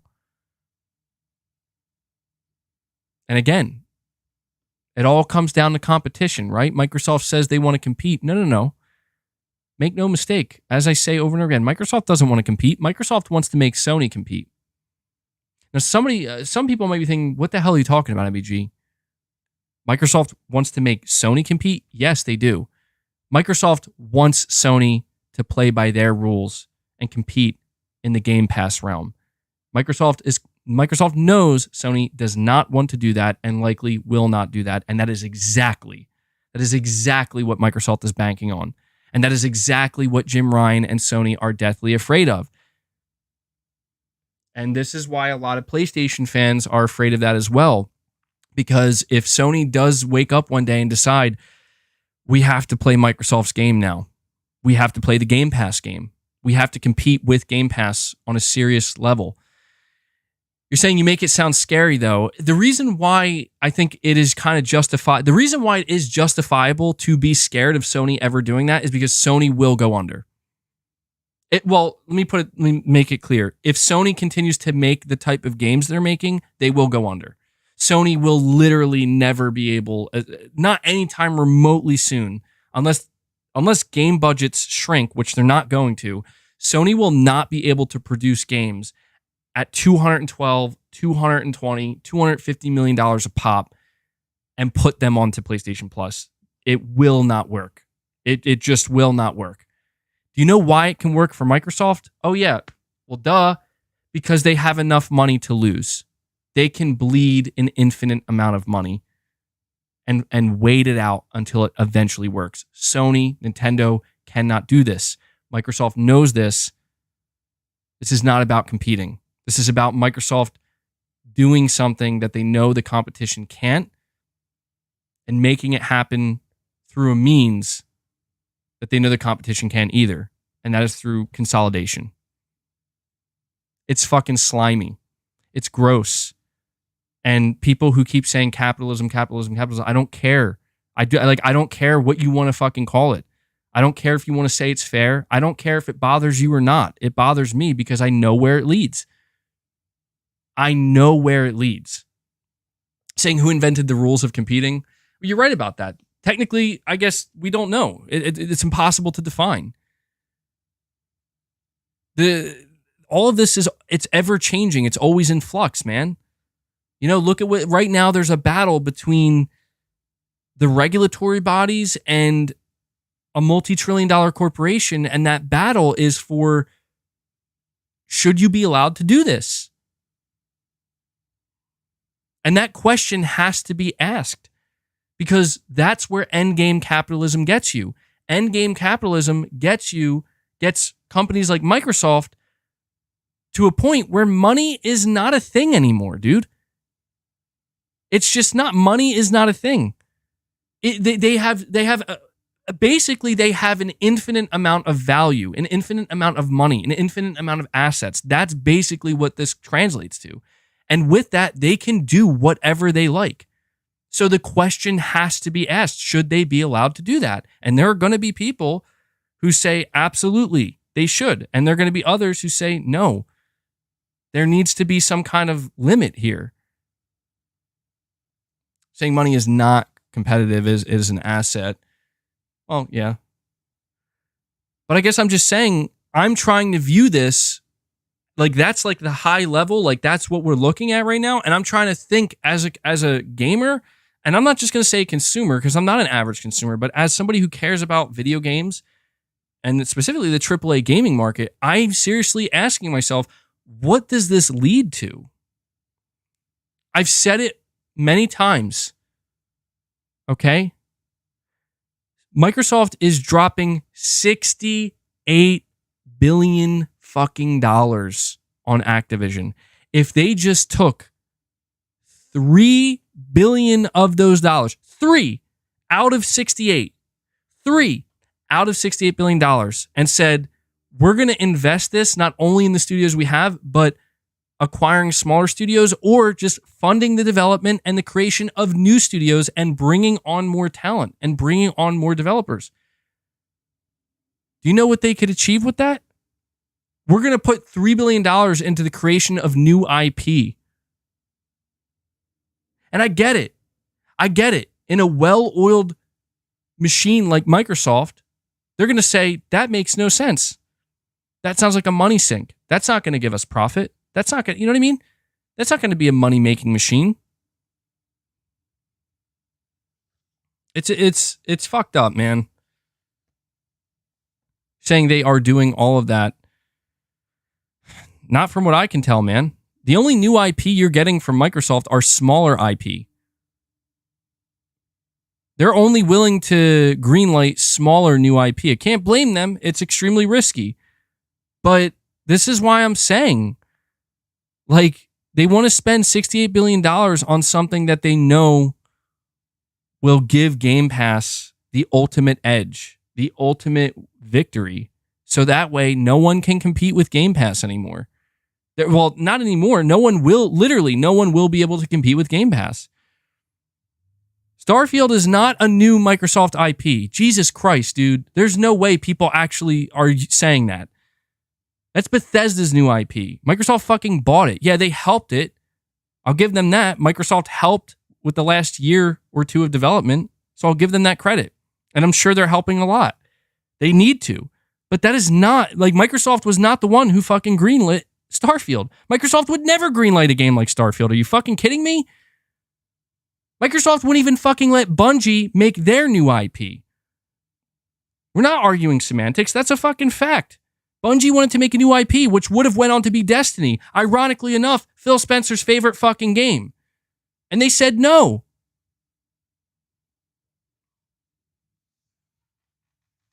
But I'm celebrating Final Fantasy 16. You're damn right I'm celebrating it. You know what I'm not saying? I'm not saying Sony's responsible for the fucking creation of Final Fantasy 16 because they're not. Final Fantasy 16 is Square Enix and their development team. They made the fucking game. Period. End of discussion. Sure, maybe some Sony developers helped optimize and they gave them some funding, and that's great. But goddamn, dude, this is exactly what I'm talking about. There is no fucking defending Microsoft. The only thing people have to stand for when it comes to Microsoft is, but they give me a great deal. It's because that's all they can give you. They can buy and buy and buy and say, here's your fucking deal. You like that? And of course, the consumer's going to say, I like that, because of course they will. Fuck, man. But anybody who just has any inkling of what this fucking industry is, they know. They know how slimy this is. They know how slimy it is. And to be fair, look, I mean, let me ask you guys something. If Sony came out and they said, you know what, Microsoft, fine. Fine. We're not going to do third-party exclusive games anymore. If you don't buy Activision, we'll stop doing third-party exclusives, because that's their argument, right? Well, you guys keep doing. We'll just produce exclusives from our first party. You think Microsoft's going to say, "Oh, okay, thank you, Sony. We're not going to buy Activision anymore." Oh man. MBG, why are subscriptions on the decline? This is getting a little extreme, MBG. This feels personal. This is fucking personal. I'm going to fucking find somebody. I'm going to find Microsoft's executives. I'm going to make this shit personal. I'm just passionate about the industry, man. I care too much for my own good. I hate that about myself sometimes. I care too much for my own good. Believe me, people say all the time, like, dude, chill the fuck out, man. Like, who cares? And it's like, I wish, dude. I wish I could just be like, you're right. Who the fuck cares, man? But I don't know. I grew up with video games, and I grew up mostly with PlayStation, but with a lot of other things as well. You know, I grew up with Microsoft. I grew up with Nintendo. And I don't know, man. I grew up playing a lot of different games. But there's just, you know, I've always been able to identify with a certain special something, I guess, with some games. And I want to ask you guys this. When Microsoft decided, when they were entering the gaming industry in 2000 with the original Xbox, when they decided we're going to buy Bungie and take Halo for ourselves and make Halo the killer exclusive for Xbox. Why do you think that was? Better question. Do you think they would have decided not to do that if Sony didn't have any exclusives, if Nintendo didn't have any exclusives?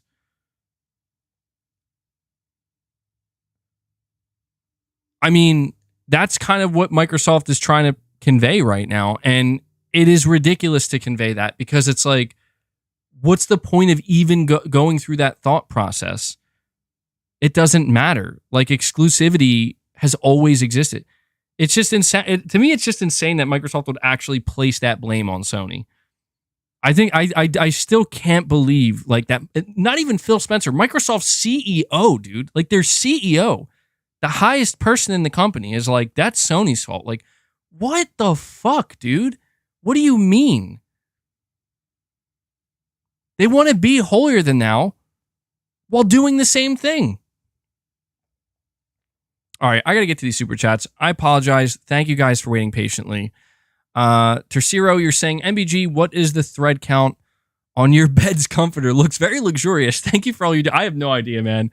My wife recently bought a new comforter. It's actually really nice. It is very comfortable. I don't know what the thread count is though, man.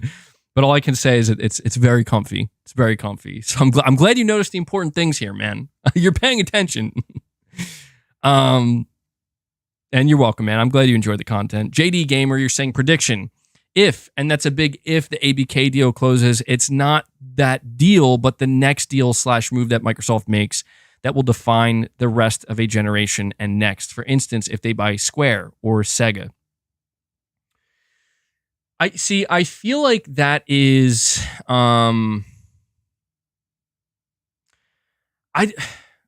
there's two things with what you're saying here, JD Gamer. Number one, first off, I think it's crazy to think that I think people are actually downplaying the impact that Activision Blizzard is going to have if they're owned by Microsoft. I do think people are downplaying that. Microsoft is going to become so immensely powerful in the gaming industry that it's not that they won't want to buy other companies. They definitely will. Because you're definitely correct when you say that who are they going to go for next? Because that's going to have an even bigger impact. It will, because it'll add to that. But the thing is, Microsoft is betting so big on Activision Blizzard because they know that even if Activision Blizzard is the last company that Microsoft is allowed to buy in gaming, because after that it's like you'll get blocked every time now. You know, they tried to block Activision and you got it through. You're not going to get another one through. Microsoft is betting so big on them because they know that will be enough. That will be Activision, Blizzard, Bethesda, and their own studios will be enough to essentially create a monopoly in a newly established business model that is Game Pass. Who's going to compete with that at that level? Who? No one. Even Sony couldn't. And I don't say that lightly. I love PlayStation Studios. Sony has some of the most powerful IP in the industry, but they're not. Ironically enough, I think the only gaming company that could potentially compete with it, and it's just because it's Nintendo, dude. Because Nintendo has proven that it doesn't matter what they're doing, whatever they attach their IP to. Like if Nintendo did a day and date subscription service with their IP, they would be fine. Sony, I think Sony would be okay, but Nintendo would actually have a better chance of. And you see what I'm saying? That's where you kind of see the disconnect, where that's the exact position that Sony's in right now. Sony has the console, Nintendo has the console, and they're both doing perfectly fine back to back. You know why? Because Sony, they have they have their studios, they have the multi-platform titles, they have their own subservice. Nintendo, they have their IP. What does Microsoft have? Or what did Microsoft have prior to their acquisitions? You know, and again, that's by their own failure. So it's ironic to think that if Microsoft establishes Game Pass at this high level, Activision Blizzard, Bethesda, Xbox Game Studios, third-party Game Pass deals. Oh, let's bring that up for a fucking second, shall we? I'm going to get to this next. But I'm going to read the rest of these super chats, but we need to talk about this as well because this is crazy. I'm just saying that if Microsoft does that and basically Game Pass becomes like this is the new business model, Nintendo can much more easily shift to that and actually succeed than Microsoft could or than Sony could. Well, it depends on how much. I mean, Nintendo also cares a lot about the console, but I'm just saying that if it came down to the wire, if it's like, dude, we have to switch to this model because this is what everybody's gravitating towards, dude, Nintendo's in their own bubble again, dude. You're saying you seriously disagree? I mean, that could be wrong. I guess I'm just saying that if Nintendo announced like Nintendo Game Pass and basically all you get are like, why do you subscribe to Nintendo Game Pass? You subscribe for Nintendo games. You see how I'm saying like anybody who subscribes to Xbox Game Pass will probably feel that, well, if I'm going to subscribe to another gaming service, you're actually likely more inclined to subscribe to something Nintendo's offering than Sony. Because that's, I don't know, man. People just love Nintendo's games. Like to a lot of people, Nintendo's games are just like, you know, because look at what people are doing right now. People are playing on PlayStation 5 and they're buying a Switch to supplement that. I'm looking like way in the future here. So apologies if I sound like I'm going totally off the rails. I know it sounds a little bit, you know, crazy, but I'm just trying to imagine that if Microsoft succeeds with their Activision Blizzard play and Game Pass blows up the way that they want it to blow up, it's gonna completely transform the industry.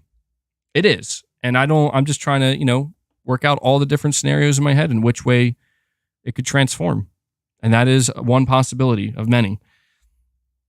My name is Mud. You're saying the 360 would have failed too had the PS3 not launched like it did. And at $500/$600, Sony is the only reason Xbox had a chance.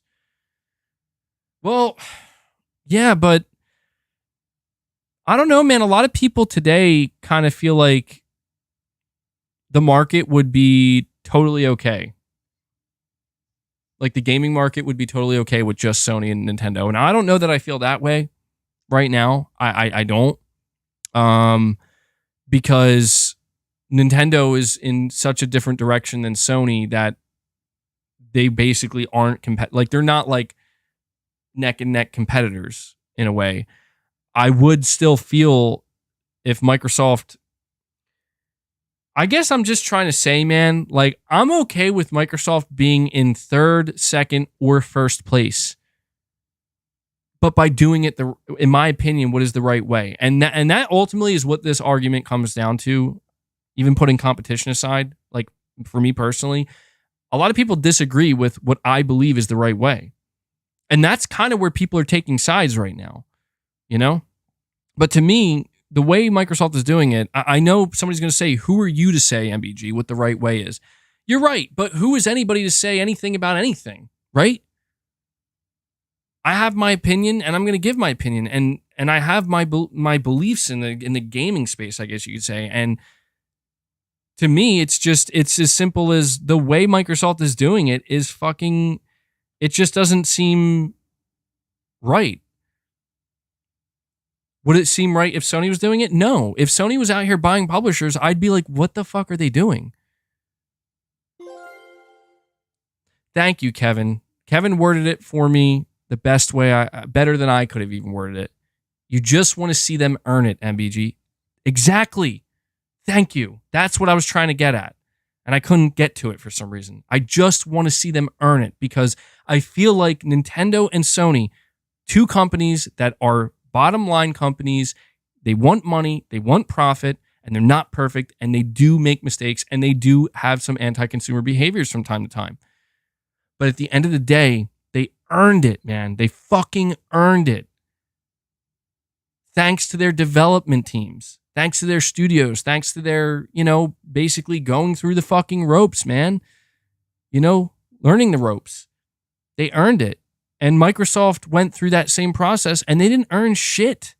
And anytime they did earn something, they floundered. Saying there is no right way, well, fuck that, man.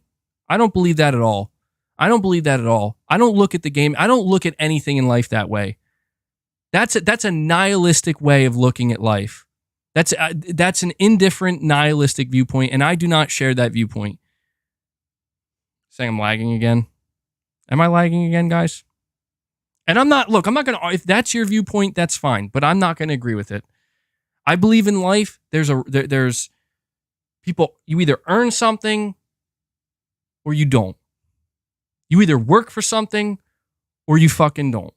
And I get that somebody's going to say, well, how did Microsoft get that money in the first place? Didn't they have to work for that money? Yeah, but the point is the Xbox division, the people in charge of the Xbox division did not earn that money. The $68 billion that's being spent on Activision, that wasn't earned by Microsoft putting out great fucking games and building their business based off of delivering great games. That's what makes it so disturbing. Sorry if I'm lagging again. I don't know if I am. Yeah, I'm lagging severely. Jesus. It'll fix itself. 3 frames per second MBG coming at you. As long as you guys can hear me, that's all that matters. You know what I notice? The lag happens at a very specific moment. The lag actually happens when there's like a big influx of people who come in. There's a big influx of people who come in and like my viewer count shoots up suddenly by like 100 viewers, which is kind of weird. And then it just basically craps my stream out temporarily. I don't know why. MBG, your PC is dying. Upgrade your potato. Well, I don't know, man. My last couple streams, they didn't have this happen. I think it's fixed now. It looks like it's fixed now.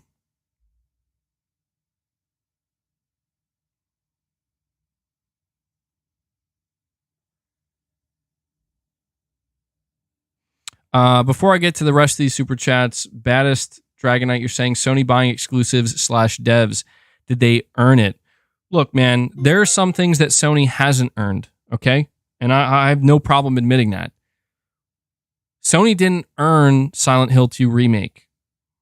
Sony didn't necessarily earn Final Fantasy 16. I get that. And I'm not trying to sit here and make it sound like Sony is perfect. I think, again, this is where I understand that when I call Microsoft out for things, people are going to also turn that on me. And Jesus, why won't this stop lagging like that?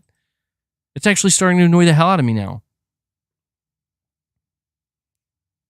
Fucking annoying. I don't know what's going on. Anyway, this is just going to be a laggy stream, I guess. I apologize. I'll have to see what's up with that when I'm done. What I'm trying to say is that before Sony really started, like, let me ask you this. Why do you think it's so easy for Sony to secure third-party exclusivity deals and marketing deals? Well, they built up their console user base. How did Sony do that? Well, they made sure, number one, first and foremost, to have a strong lineup of first-party games from studios that they spent years growing and funding and nurturing. And they put quality above all else. Okay? So that led that and having third-party games launch on your console. That is what led. The point I'm trying to get at is Sony. I'm not saying Sony earns these third-party exclusivities, but they, at the very least, did what was necessary and earned it the right way by just building up the market share, not by just buying everything and anything, and just, you know, eating up publishers. And no, they bought studios that were diamonds in the rough and polished them to a sheen and grew them and leveraged them.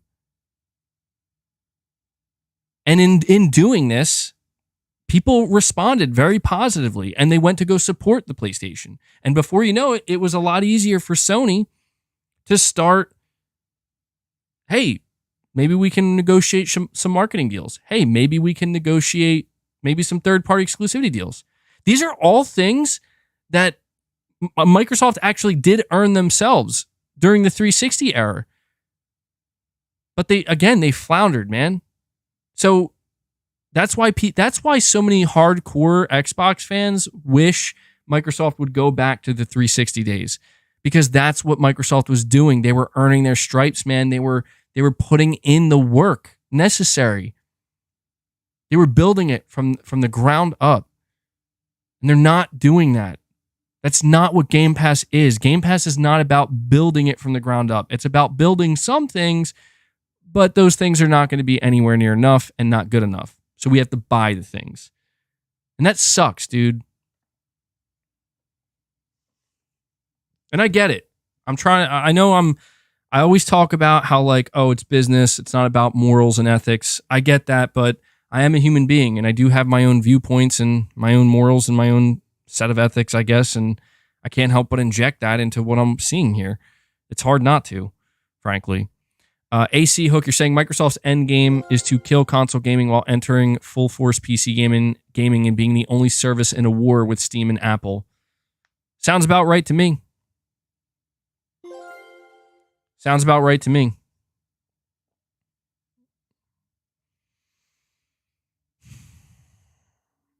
It'll be interesting, man. Like, something I do wonder is if Sony and Nintendo will be able to, if Microsoft really does blow up the way that they want to blow up here, I wonder if Sony and Nintendo will be able to kind of hold their own. Like I mentioned it earlier about them kind of like existing on their own islands with their own people. I don't know, man. That would be a weird. You're saying the judge likes Game Pass. He stated it sounds like a great deal. Oh, I love it, dude. Is that the same judge where his son works for Microsoft? Is that true, by the way? I don't know. People kept saying that to me. I'm like, that can't be true, man. Nah, that's a fucking lie.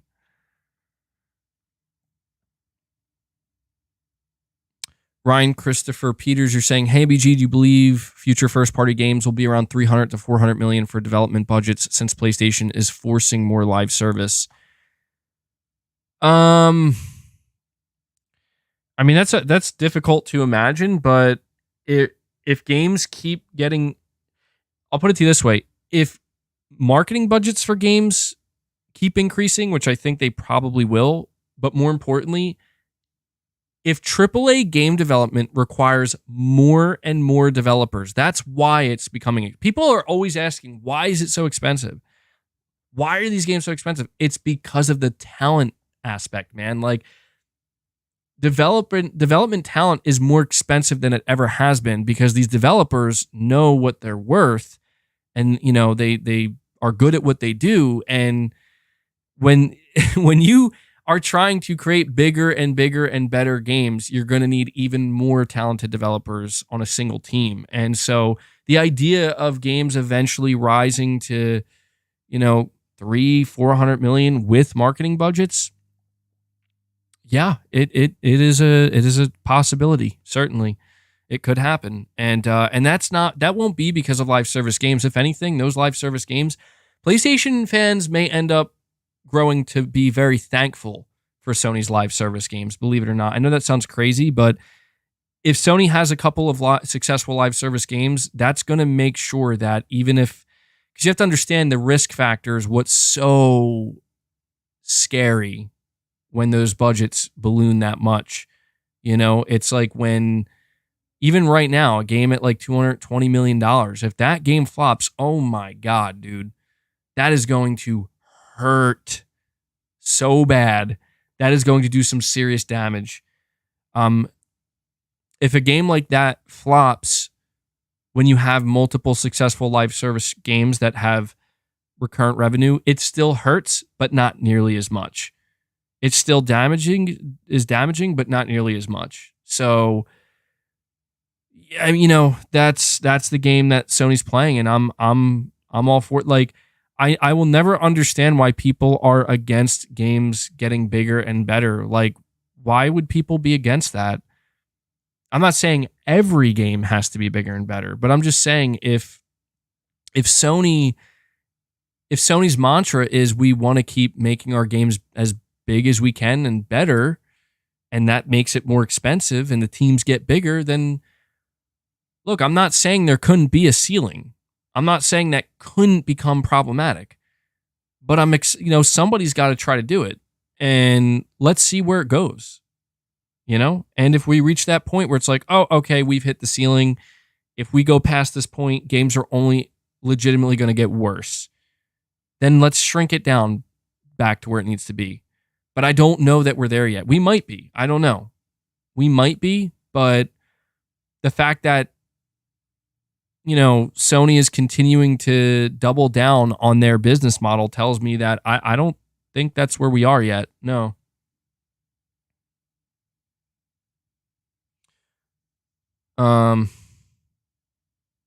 Saying Naughty Dog made The Last of Us Part 2 over twice the time they took to make Horizon Forbidden West. I don't think so, man. The Last of Us Part 2 started development, in like 2014? Or 13, so like 15, 16, 17, 18, 19, 20. I was about 7 years, actually. What, 7 years? Wow. Okay, so yeah, it was a little bit, I don't think it was double the time.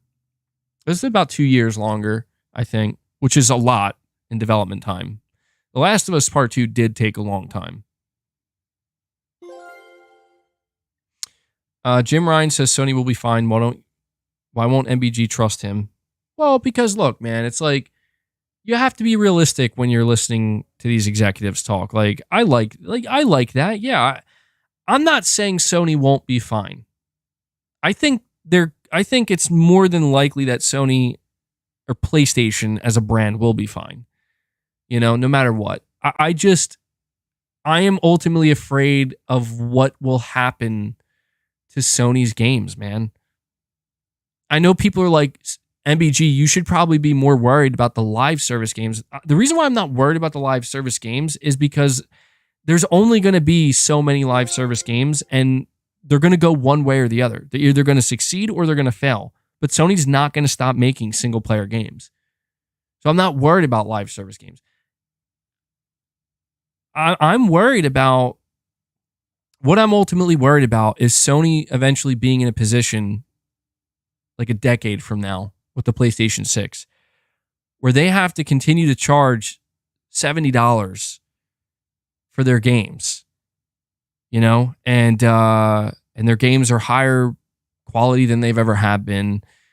You know, the graphics are insane, the gameplay is awesome, the anime, this everything, the cutscenes, the animation, the gameplay loops, the length, the size of the game, the whole thing, right? It's bigger than ever before, and it's still like, you know, they couldn't increase the price of games again because it would be suicide to do that. They have to keep it at 70. Meanwhile, Microsoft is putting out, you know, The Elder Scrolls 6 on Game Pass. And it's going to, you know, at some point, people are going to start to be like, Sony, why the fuck can't you do that? Look at what Sony had to come out and say recently. We're like, we're not doing our games day and date yet. We're not planning on it. You know? Because they can't, dude. They can't. They just can't do it. I mean, I don't know. Like, I'm trying to imagine if Sony did that. What if Sony got like 80 million PlayStation Plus subs?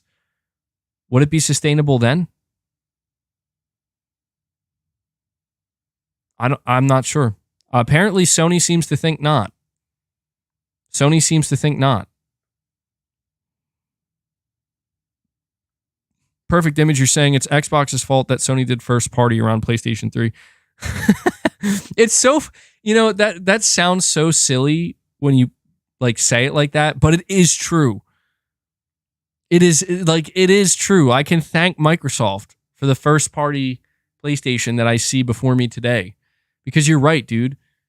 If Sony didn't fuck up at the beginning with the PlayStation 3 and Xbox didn't fire on all cylinders for the first like 3 or 4 years of the 360's life, Sony may have never felt the need to quadruple down on their own studios and say, we got to start making our own games and make them good and make them better. We got to start buying some studios, like some diamond in the rough studios, and grow them. So, I don't know. You know, here's the thing that I have trouble. You want to talk about believing and trusting business executives? Here's the thing that I can't get a clear read on with Jim Ryan. You know, Jim Ryan has spoken numerous times to the PlayStation fan base about how, like, we know you guys love the single player games. We know you guys like high quality games. You know, like basically just saying like, we believe in that too, and we're going to keep doing it. I would really like to know what Jim Ryan actually thinks about the games that Sony Studios make. Like, I mean that, because it's like, is it truly all just numbers to him? Or does Jim Ryan actually see what it is that the player base sees? That, you know what I mean? I don't know if that makes sense or not, but that is one thing that I can't get a full read on, where it's like, I understand why when you have somebody in charge of running a multi-billion-dollar corporation, they can't just, their mindset cannot just be focused on the art side of it, right?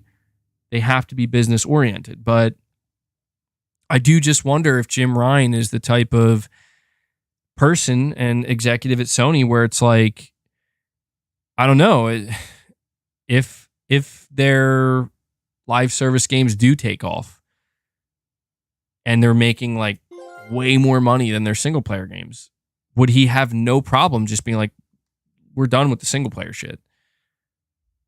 I mean, I don't know. I would really, really want to hope not.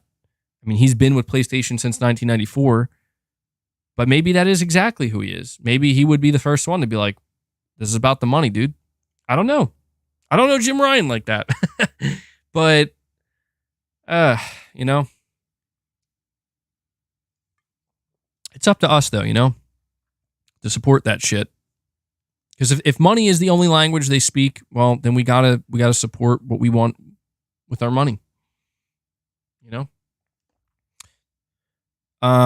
Jay Rana, you're saying Washington Post said solar flares could wipe out the world's internet in the next 10 years, taking 2 years to fix. Imagine only owning your games digitally. Oh my God. I've never heard that, but that is wild to think. I hope that doesn't happen. My God, what would society do, bro?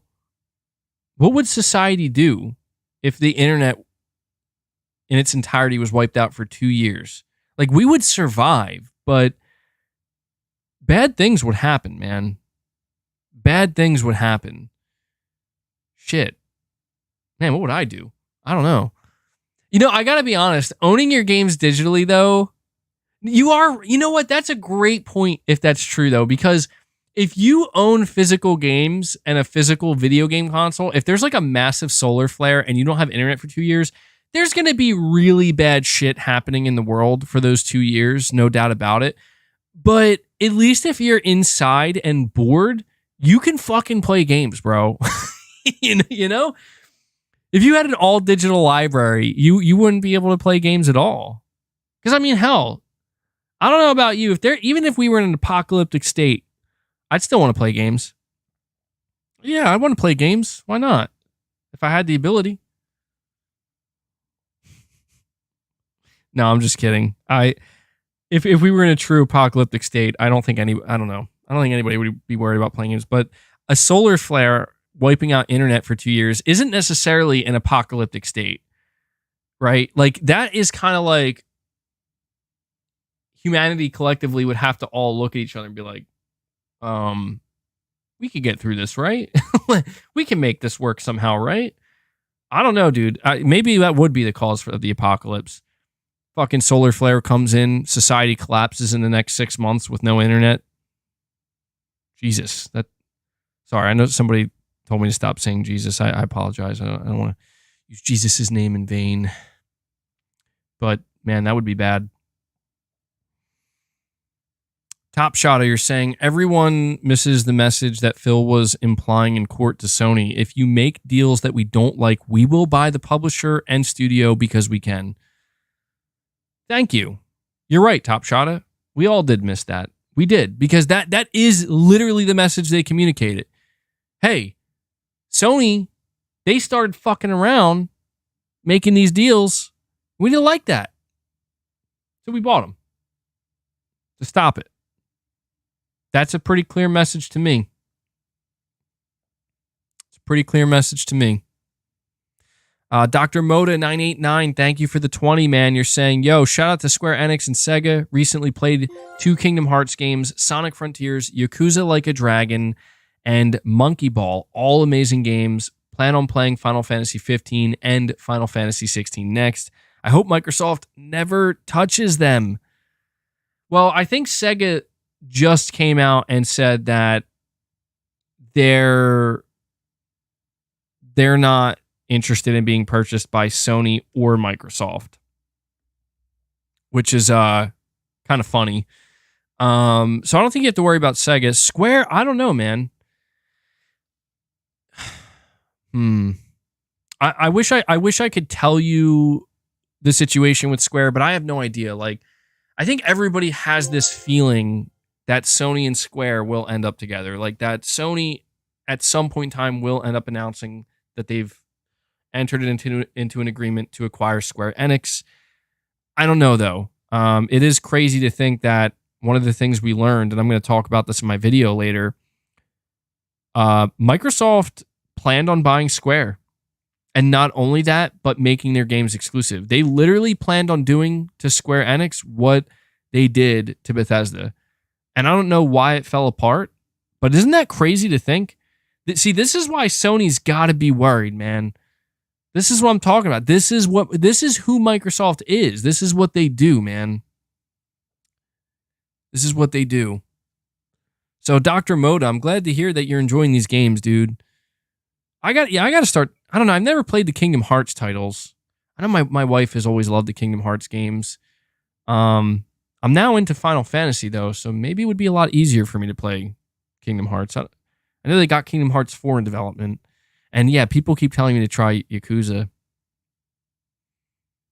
You're going to play, that's interesting. You're saying you're planning on playing Final Fantasy 15 and 16. So you're actually going to play 15 first. Huh. I mean, it makes sense, I guess, in a way. Sorry, just got really distracted. Just big ass truck honked outside. I appreciate that super chat, man. We'll see. We'll see what. I don't know. Maybe it would be good for Microsoft to get Activision Blizzard. Because a lot of people have been saying that, look, if this deal falls through and Microsoft doesn't get ABK, we should be very afraid about who they might try to go for after that. And whoever they try to go for after that, they probably will get. Like if they try to go for somebody smaller. So, I don't know, man. Maybe that would be the best outcome for everybody.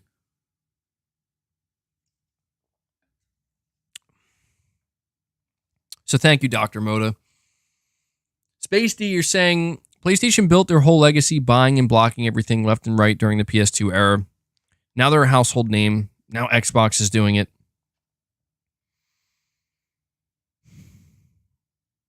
It's tough, man. I won't lie.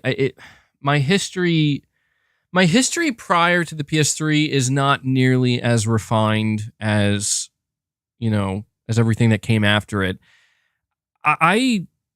The only thing I know for sure about the PlayStation 2 era is that there was really nobody there competing with Sony. And I don't know if that's why. I mean, maybe it is. Like, I do think about, like, wasn't GTA 3 and, like, Vice City and San Andreas and, like, Metal Gear games, like, weren't these games technically PlayStation exclusive, but did Sony ever make deals for them, or did the publishers like Rockstar and whatever, like, did they just decide that we're just going to make them exclusive because we really, they have the most consoles out there, and then maybe we'll bring a port version later. Like, so I don't know if there's truth. It's difficult for me to respond to what you're saying, Space D, because you're saying Sony went around buying and blocking everything left and right.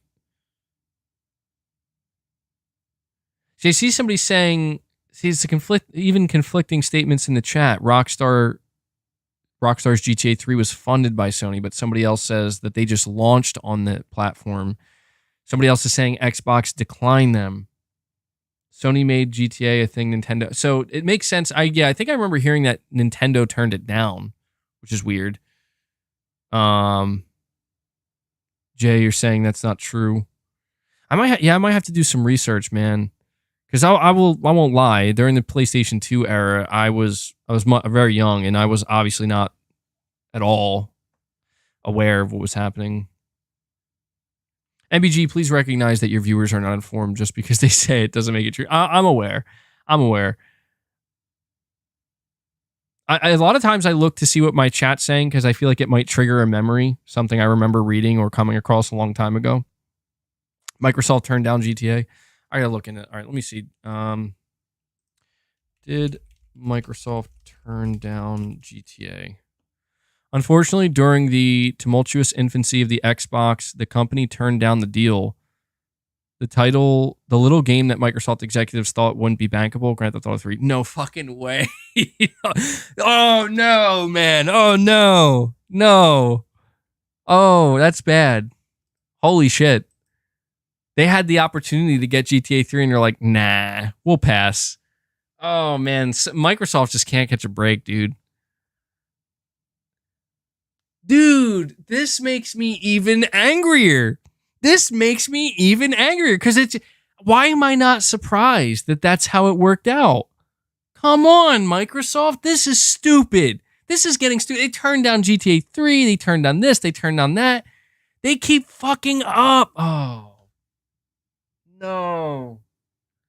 No, I didn't want to learn that. I wish I didn't learn that because it makes me, it's like a Spider-Man situation all over again. This is why I realize this shit just isn't fair, dude. This is how I know this is unfair. Because it's like, you're saying they passed on Media Molecule as well? Really? Nah. I mean, you're probably right. At this point, I believe anything because it's like, dude. And that's true. You're saying hindsight 2020, Sony could have had FromSoft. Yeah, I'm not saying Sony's perfect, but dude, how is Microsoft going to try to make up for all of their failures this way when it's so clear? Like, you guys kept making really horrible decisions. Did they fund GTA 4? Let me see. Did Microsoft fund GTA 4?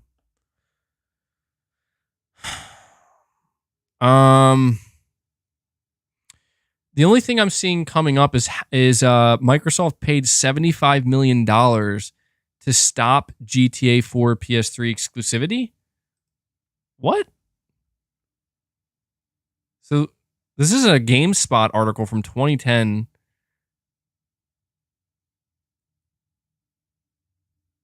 In an interview with Eurogamer, Michael Pachter claims, quote, Microsoft paid Take-Two Interactive to make Grand Theft Auto 4 non-exclusive, he told the publication. GTA 4 was going to be a PS3 exclusive, but Microsoft paid Rockstar and Take-Two to make it non-exclusive, and they paid them a lot. Is Michael Pachter I don't know, is he like, would we consider him a reliable source? That's so random. I never heard of that. Microsoft pays $50 million for GTA 4 exclusive downloadable content. See, this is what I'm talking about. Microsoft did the same shit. Straight up. Now, this is a fact. This is not being reported by somebody. Like, this is not an inside scoop. Microsoft wrote a $50 million check to Rockstar to secure GTA 5 DLC exclusively. How long was it exclusive for?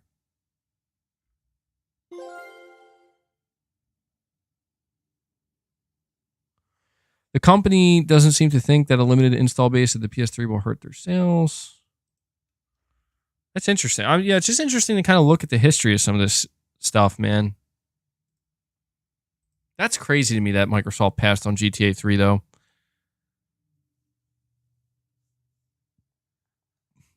It's crazy to think, if that's true that GTA 3 or 4 was going to be a PS3 exclusive, that would be insane.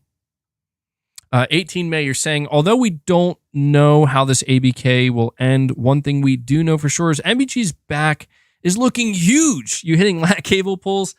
Actually, well, I thank you for that compliment, man. I've been doing bent over barbell rows. I've just been doing a shit ton of them. I have actually been doing some cable pulls though, quite a bit as well. I've been actually changing up my workout routine where I used to do this crazy routine where I'd do a full body workout every day and I would do like 3 sets per body part, but it was too much. So I decided to do 2 body parts per day and do 4 exercises per each body part, 3 sets.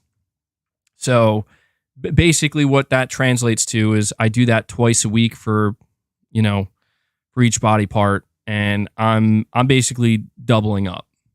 I'm trying to make sure I don't overtrain, but I'm doubling up. So hopefully, yeah, I'm glad. I appreciate you acknowledging that, man. It makes me feel like I'm actually making some progress of some kind here. I am a natural lifter, but I am trying. I'm actually trying to build my home gym too. I just bought, I don't have a lot in my home gym. I basically, for this whole time, I've been working with 30-pound dumbbells, 15-pound dumbbells, one easy curl bar with about, I think, 75 pounds worth of free weight and some like cables that like cable bands. But I just bought 50-pound dumbbells for the first time because I'm seriously trying to invest more in a home gym. And yeah, dude, I'm excited. Like, I feel like I have more weight now to work with and I can do more exercises with heavier weight. I still go to the gym sometimes, but I've actually just really been enjoying just kind of the home workout. kind of investing in that. It's been pretty enjoyable. So glad to know that my back's looking bigger. So, because I can't see it. No, I don't know what it looks like. Yeah, one day I'm just going to come on stream either like totally shirtless or in a tank top, and I'm going to have my weights next to me, and I'm in the middle of my rant. I'm just going to be like, you know what, guys, I got to take a quick break, and I'm just going to like pull out the dumbbells and start fucking lifting. Like, damn. MEG really is taking this personally. Josh Z, you're saying that mentality used by people who have never had to earn anything they buy. The people who had parents pay for everything and don't know the meaning of hard work. The rest of us know better. Yeah, dude, it's tough, Josh, because like I think everybody enjoys, having certain things handed to them, and I think most people in life, I'm not speaking for everybody, but I think most people in life at certain moments in time, maybe you get lucky and certain things are handed to you, certain things you don't have to earn, and it can be very nice, and it's hard not to lean into that. But I don't know, man. This is why growing up, I think there are certain lessons that everybody should do well. It would benefit them to learn. And one of the most important lessons is, and this is, actually ironically enough, talking about lifting weights and stuff and training. One of the things I started that, I remember my dad got me into that. Like I didn't naturally gravitate towards lifting and exercise. Like I was always somewhat athletic, but I remember when I was like 13 years old, 14, my dad was like, I'm going to start training with you. We're going to start weight training at home.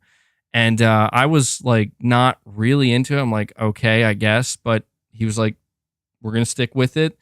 And he was like telling me like, it's going to be uncomfortable at first. You're not going to enjoy it. But once you get used to it, you're going to start liking it. And we did that for a long time. And it took about a month or so, 2 months, I'd say. And I really did start to get into it. And, he introduced me to taking some protein powder, really trying to teach me some stuff here. But that really stuck with me. And ever since he, did that with me, ever since then, I've always continued to lift weights and to train. And it's always felt like something very important for me to do. But the reason why I'm mentioning this and how it pertains to what you're saying, Josh, is that it has taught me one of the most valuable lessons in life. And that is you get back what you're willing to put in. And that truly is one of the most valuable lessons in life that can be applied across everything, where the more you are willing to put in, the more you are willing to sacrifice, the harder you're willing to work, the more you're going to get back. And that doesn't always come in the form of physical things. Like it's not just about, oh, my muscles are bigger. You know what I mean? Or I look better. Or it's not just about I made more money or whatever, or I have more things. It's also about what it does to your mind, mental toughness, mental strength. It's all those things, man. And so, yeah, it's very true, Josh, that especially these days, man, it seems like it's worse than ever, where everything is all about instant. And I mean literal instant gratification. And there's a time and a place for things like that, and we all succumb to it at some point in time. But man, there's something to be said for discipline, bro.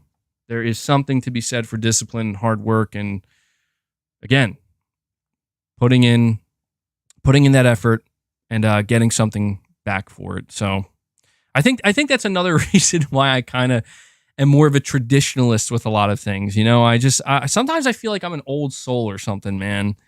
I don't know. Like I'm not that old. I'm only 29.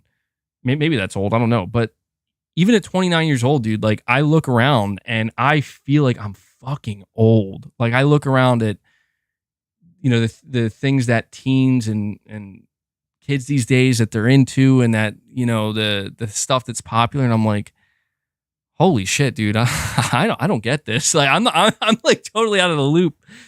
So yeah. But I appreciate that super chat, Josh. And you have another one right here where you're saying people saying Nintendo wouldn't be fine don't understand how much money they earned through their IP. They just crossed 1 billion units of total software Sold. Yeah, I'll tell you what, if there's one thing that I do not ever underestimate, it is Nintendo and the value of their IP. Like I will admit, I kind of don't fully understand it.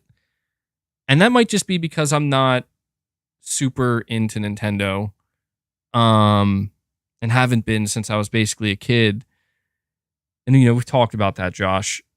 And I think that's one of the reasons why it's like I don't fully get it, but when I just kind of look at how it persists, and even just looking again, like I think I just came across the data that Zelda Tears of the Kingdom is already the second best selling game of the year. That's exclusive at $70. That's insane, dude. And especially when you consider the competition of the types of games that have come out this year already, that's insane. You look at how well the Mario movie's doing, on top of how well their games. So yeah, when it comes to Nintendo, man, I never doubt them and I never count them out simply for the fact that their IP is enough alone to just keep them going forever, it seems. So appreciate the super chats, Josh. And Alentius returns, you're saying, so you're against buying the developer, but you're okay with buying each individual game. Sony was buying every game Bethesda releases, so what is the difference? It's just doing it by layaway. Well, look, it's a tough situation because I do want to make it clear that when Sony buys a third-party exclusive, I'm not saying they earn that. Like, that is not the same. It's just not. It's not the same as one of Sony's first-party studios putting out like a really high-quality AAA game or just a really high-quality game in general. It's not the same. It's not even close. And I'm not going to pretend like it is.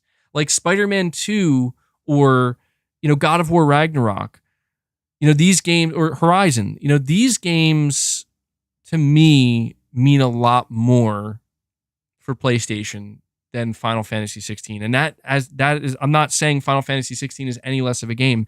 That's not what I'm communicating. I'm saying in terms of like, I respect Sony a lot more when one of their own internal studios drops a really high quality game than when Sony delivers a high quality third party exclusive. As a PlayStation 5 gamer, I can appreciate like the message that Sony's trying to communicate where it's like, hey, we want to make sure we're giving you games. We want to make sure we're giving you exclusives, giving you a reason to really feel like it was worth buying a PS5. I appreciate that, but I gotta be honest in saying that if Sony were to say tomorrow, we're never doing third-party exclusivity games again, I would be totally fine with that. I would be like, okay, that's fine. Just focus on your own games. Just release your own games. I would be totally fine with that. I don't think that they're going to. So I don't want to sit here. I'm not trying to come off as hypocritical. And I'm trying to make sure I make it known that I don't necessarily respect Sony for doing third-party exclusives.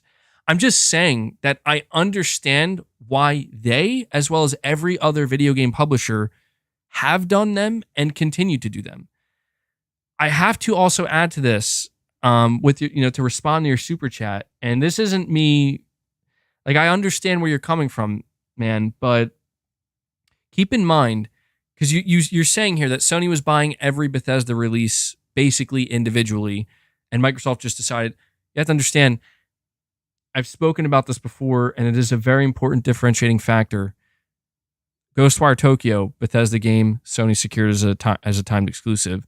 Deathloop, Bethesda game, Sony secured as a timed exclusive. Starfield, Bethesda game that Sony was trying to secure as a timed exclusive. Keep in mind, all of these games eventually release on Xbox. 1 year later. All right? It's 1 year later. So when you look at that and you compare that to what Microsoft is doing, Microsoft has completely eliminated the chance of any of these games ever releasing on PlayStation, ever. They're not. And I'm not saying that means one's worse than the other, but objectively speaking, one is actually worse than the other. I didn't make that, like, that's not me saying, see, Sony's innocent. They're not. Sony is guilty of trying to lock down these games exclusively. And I don't, again, like, Microsoft wants to do the same thing. But the way in which they're doing it, there is one major, huge differentiating factor that objectively makes one more harmful to a player base than the other. Now, look, whether or not you think that's justified, that's up to you to decide. You're saying wrong about Starfield. It was going to be full exclusive. Are you sure about that, man? Because I haven't seen anything saying that. I think the general consensus or the understanding is every other Bethesda exclusivity deal was 1 year. And don't get me wrong. I don't want to look. The next question in line is, so MBG, are you saying that Sony would never pay for full exclusivity? I'm not saying that. And that's why I want to make it clear. Sony is not totally innocent. Sony's not escalating on the same level, but they're not innocent. And I just want people to understand I'm not trying to paint a picture where Sony is innocent. They are not. Sony has, at certain times, paid for full exclusivity. And if they're given the opportunity to do so, they just might do it. But there is something to be said for the fact that the game, at least with these Bethesda games, they were 1 year. Silent Hill 2 Remake is likely going to be 1 year. Many other games, but like Silent Hill, or I almost said Silent Hill 7 Rebirth. Jesus. Sorry, I said Jesus again too. My bad. I'm fucking up all over the place today. Final Fantasy 7 Rebirth, that is likely a game Sony paid for to get full exclusive, you know? But again, I have to emphasize, sure, Sony pays to lock down Final Fantasy 7 Rebirth as a full exclusive, maybe even Final Fantasy 16. These games are never going to Xbox. Sony paid for that. Again, they're not innocent. It's not the ideal way, right? But it's what they did. Square Enix is still on the market. Future Final Fantasy games are up for grabs if Microsoft wants them. Future Square Enix titles are up for grabs and are free game if Microsoft wants them. That's the point, dude. That's the point. This is why I have to keep pointing out it is Microsoft that is escalating it. You know, it's so bizarre to see Microsoft complaining about Sony buying third-party exclusives when literally nothing was stopping Microsoft from doing the same thing. However, something is stopping Sony from doing the same thing Microsoft is doing. Sony simply doesn't have the type of money to buy a publisher like Activision Blizzard. And if they tried to get that money, it would be unbelievably risky for them. Microsoft knows that. That's what I'm trying to say. Saying up for grabs? Yes, they are. Dude, like if Microsoft wanted, they could give Square an offer they couldn't refuse on Final Fantasy 17. Whenever that comes out. I don't know when that's going to come. Or like the next full-blown Final Fantasy remake. They could give that. They could triple Sony's offer and secure it as an they could double it. But they won't. They won't. And somebody might argue, well, maybe that just doesn't make business sense. Well, how is that? That's what I'm saying. Like, so how are you going to get mad at Sony when it's right there? And it's like, well, look at what Square said about Final Fantasy 16. They said Sony gave us the best offer. That implies that they went to Microsoft and was like, do you guys come on? I mean, you think these publishers don't want Microsoft's money? Microsoft's money is just as green as Sony's. I bet you they probably, I bet you Square was dangling Final Fantasy 16 right in front of Microsoft's face. Like, come on, you guys can get it. But they probably asked them for more money. And Microsoft's probably like, screw you, Square. We're not. I'm telling you, Microsoft has an axe to grind with everybody. That's why Microsoft's pissed. They don't want to pay more money for shit. So they're like, we're just going to own it. We're just going to buy it and own it. Microsoft is scorned, man. Speaking of scorned, the timed Xbox exclusive, because Microsoft doesn't do stuff like that, was just announced for PlayStation today. Yes, that's right. You heard it here, folks. A timed Xbox exclusive that released in 2022 is now releasing on PlayStation. Huh. Ray, you're saying you just said that? Sorry, man. I missed it. Man, I forgot how good Coca-Cola is. I haven't had Coke in a long time. It's so good. So bad for you. It just feels bad. There's so much sugar. 39 grams of sugar. My God. That's so bad. So good, though. I try to stay away from soda. Soda's just too good.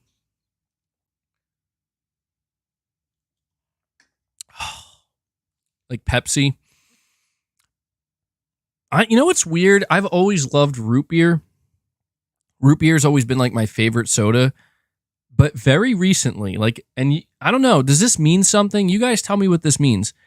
The past 2 or 3 weeks, I have been absolutely craving Coca-Cola specifically. I mean, dude, I don't drink Coke. I hardly drink soda. But for some reason, the past couple weeks, I have been absolutely craving Coca-Cola. Just an ice cold Coca-Cola. And the craving kind of isn't going away. What does this mean? Does this mean something? It's such a specific craving.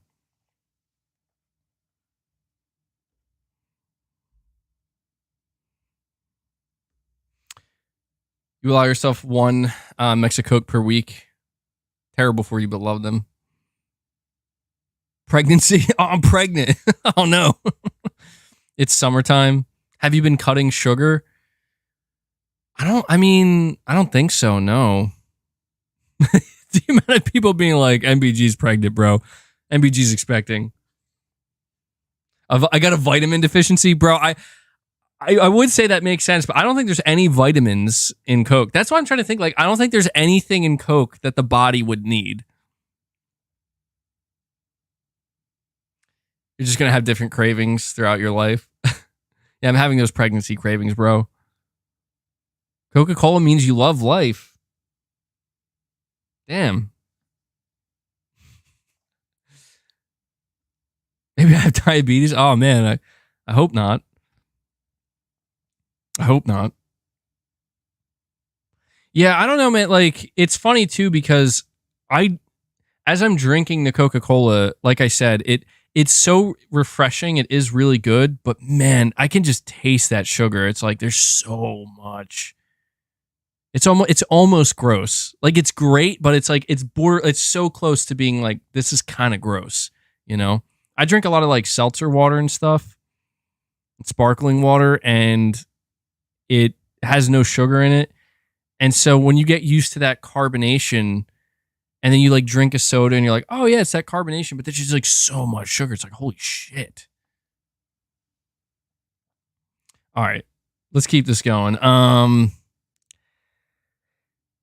Where am I at here? Where am I at? Mark Tech, you're saying, just tuning in, did you see that Canada has joined the FTC and CMA and pretty much opposing the Activision purchase, also citing console competition? I did see that, yeah. I don't know what that means. I know it's not good for Microsoft, but I'm not a legal expert. I'm not a lawyer, so I don't know if this is I don't know if this is a situation where suddenly the situation just got much worse for Microsoft, or if it's another one of these things where it's it's not really gonna, the trial's almost over. I don't know if the trial's almost over. I don't know, but yeah, New Zealand seems to be concerned about it as well, man. I don't know, dude. Microsoft is having a really, really, really, really hard time. They are. Saying Canada's past the date. Yeah, they seem like they're coming in a little bit late. To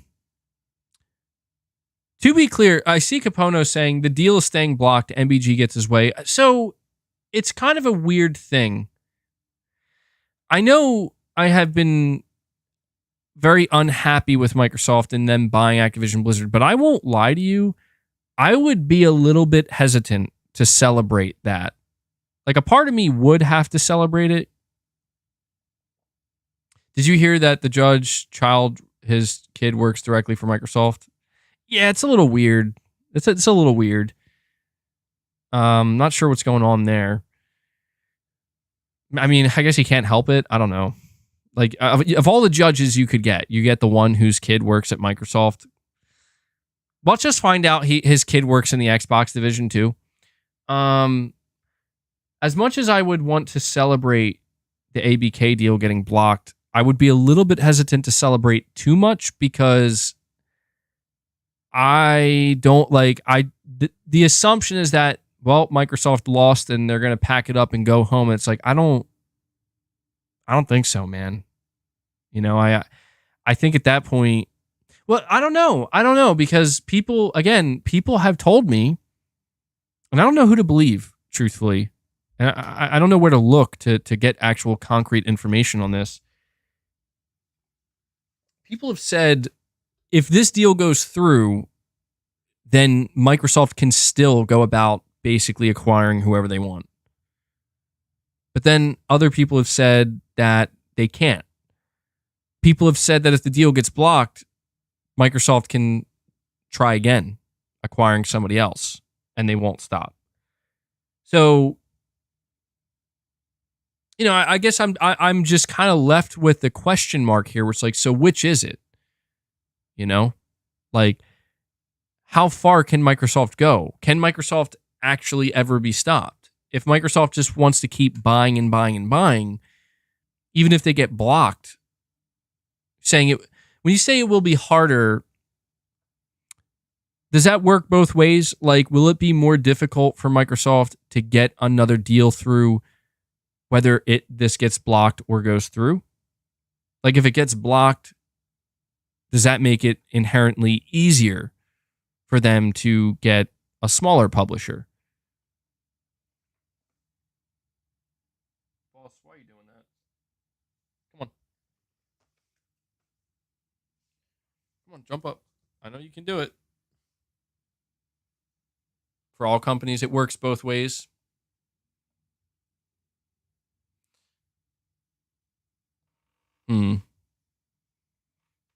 Interesting. It's, I don't know. The whole process is frankly quite confusing. But yes, Mark Tech, to answer your super chat, I did see that, and we'll have to see what this results in, man. We'll have to see what my hope is simply this. If the ideal outcome to me in this whole situation, because I feel like I've been talking so doom and gloom, I've been talking about all the negative. The ideal outcome in this situation for me is the Activision Blizzard deal gets blocked. Activision Blizzard remains independent. And going forward, Microsoft continues to acquire smaller to mid-size studios, not publishers, studios that they can grow. That's to me, that would be ideal. And that sounds like the perfect way for Sony and Microsoft to compete against one another. You know? That sounds like the idea, but I don't foresee it going that way, man, unfortunately. You want to see the deal pass and to see Call of Duty die? I feel like Call of Duty could die eventually, but I don't think it's going to I don't think it's going to die anytime soon. I think it'd be a while from now. Corey Landiga.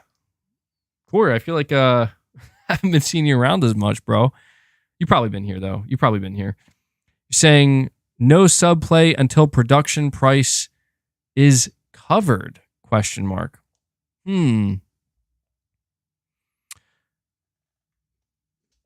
come on, boss. Yeah, I don't know, Corey. I don't know. I mean, it's a possibility. I mean, you look at Horizon Forbidden West, right? Like, was the production did Sony decide we're going to put Horizon Forbidden West? And I'm assuming this is what you're talking about, Corey.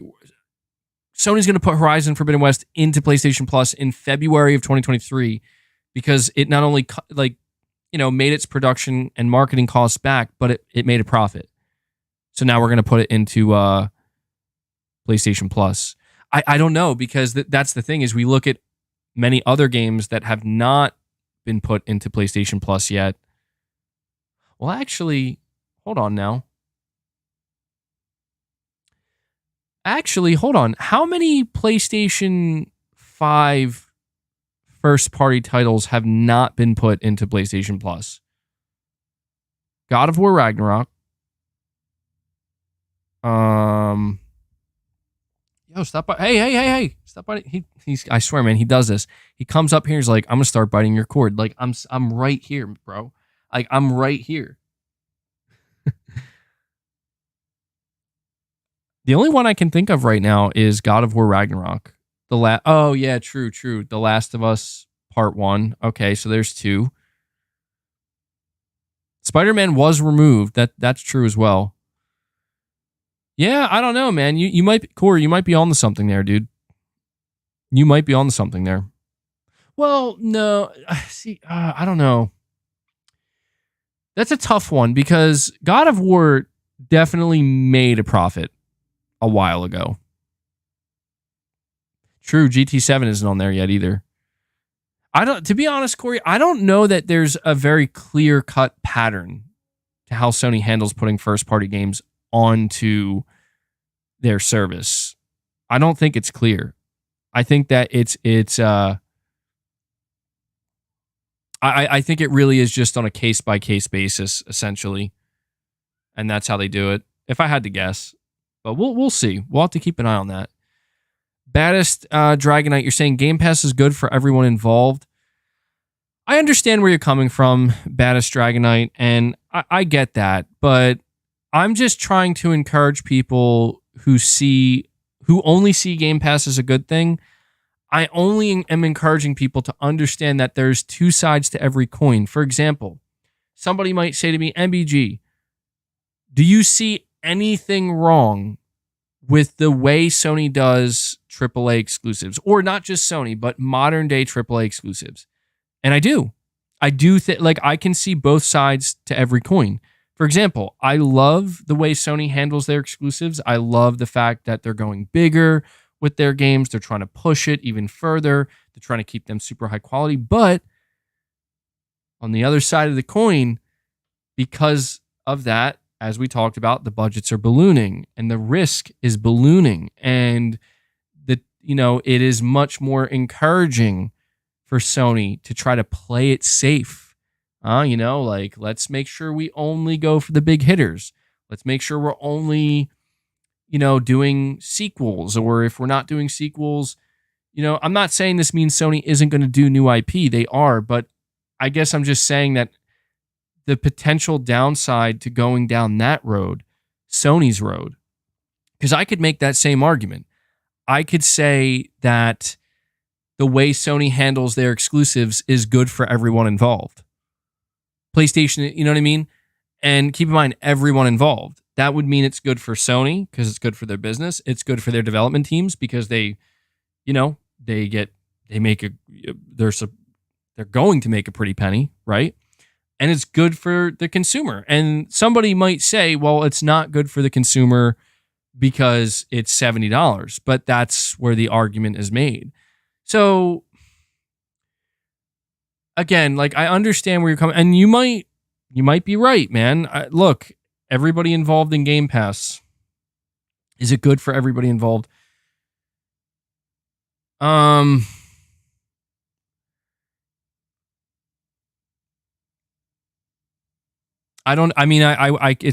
is difficult for me to answer that question and say whether or not that's, well, it's not really a question, but it's difficult for me to say whether or not that's true or not, because I'm sure there have been some developers who were burned by Game Pass, but I'm sure there were also developers who found immense success through Game Pass.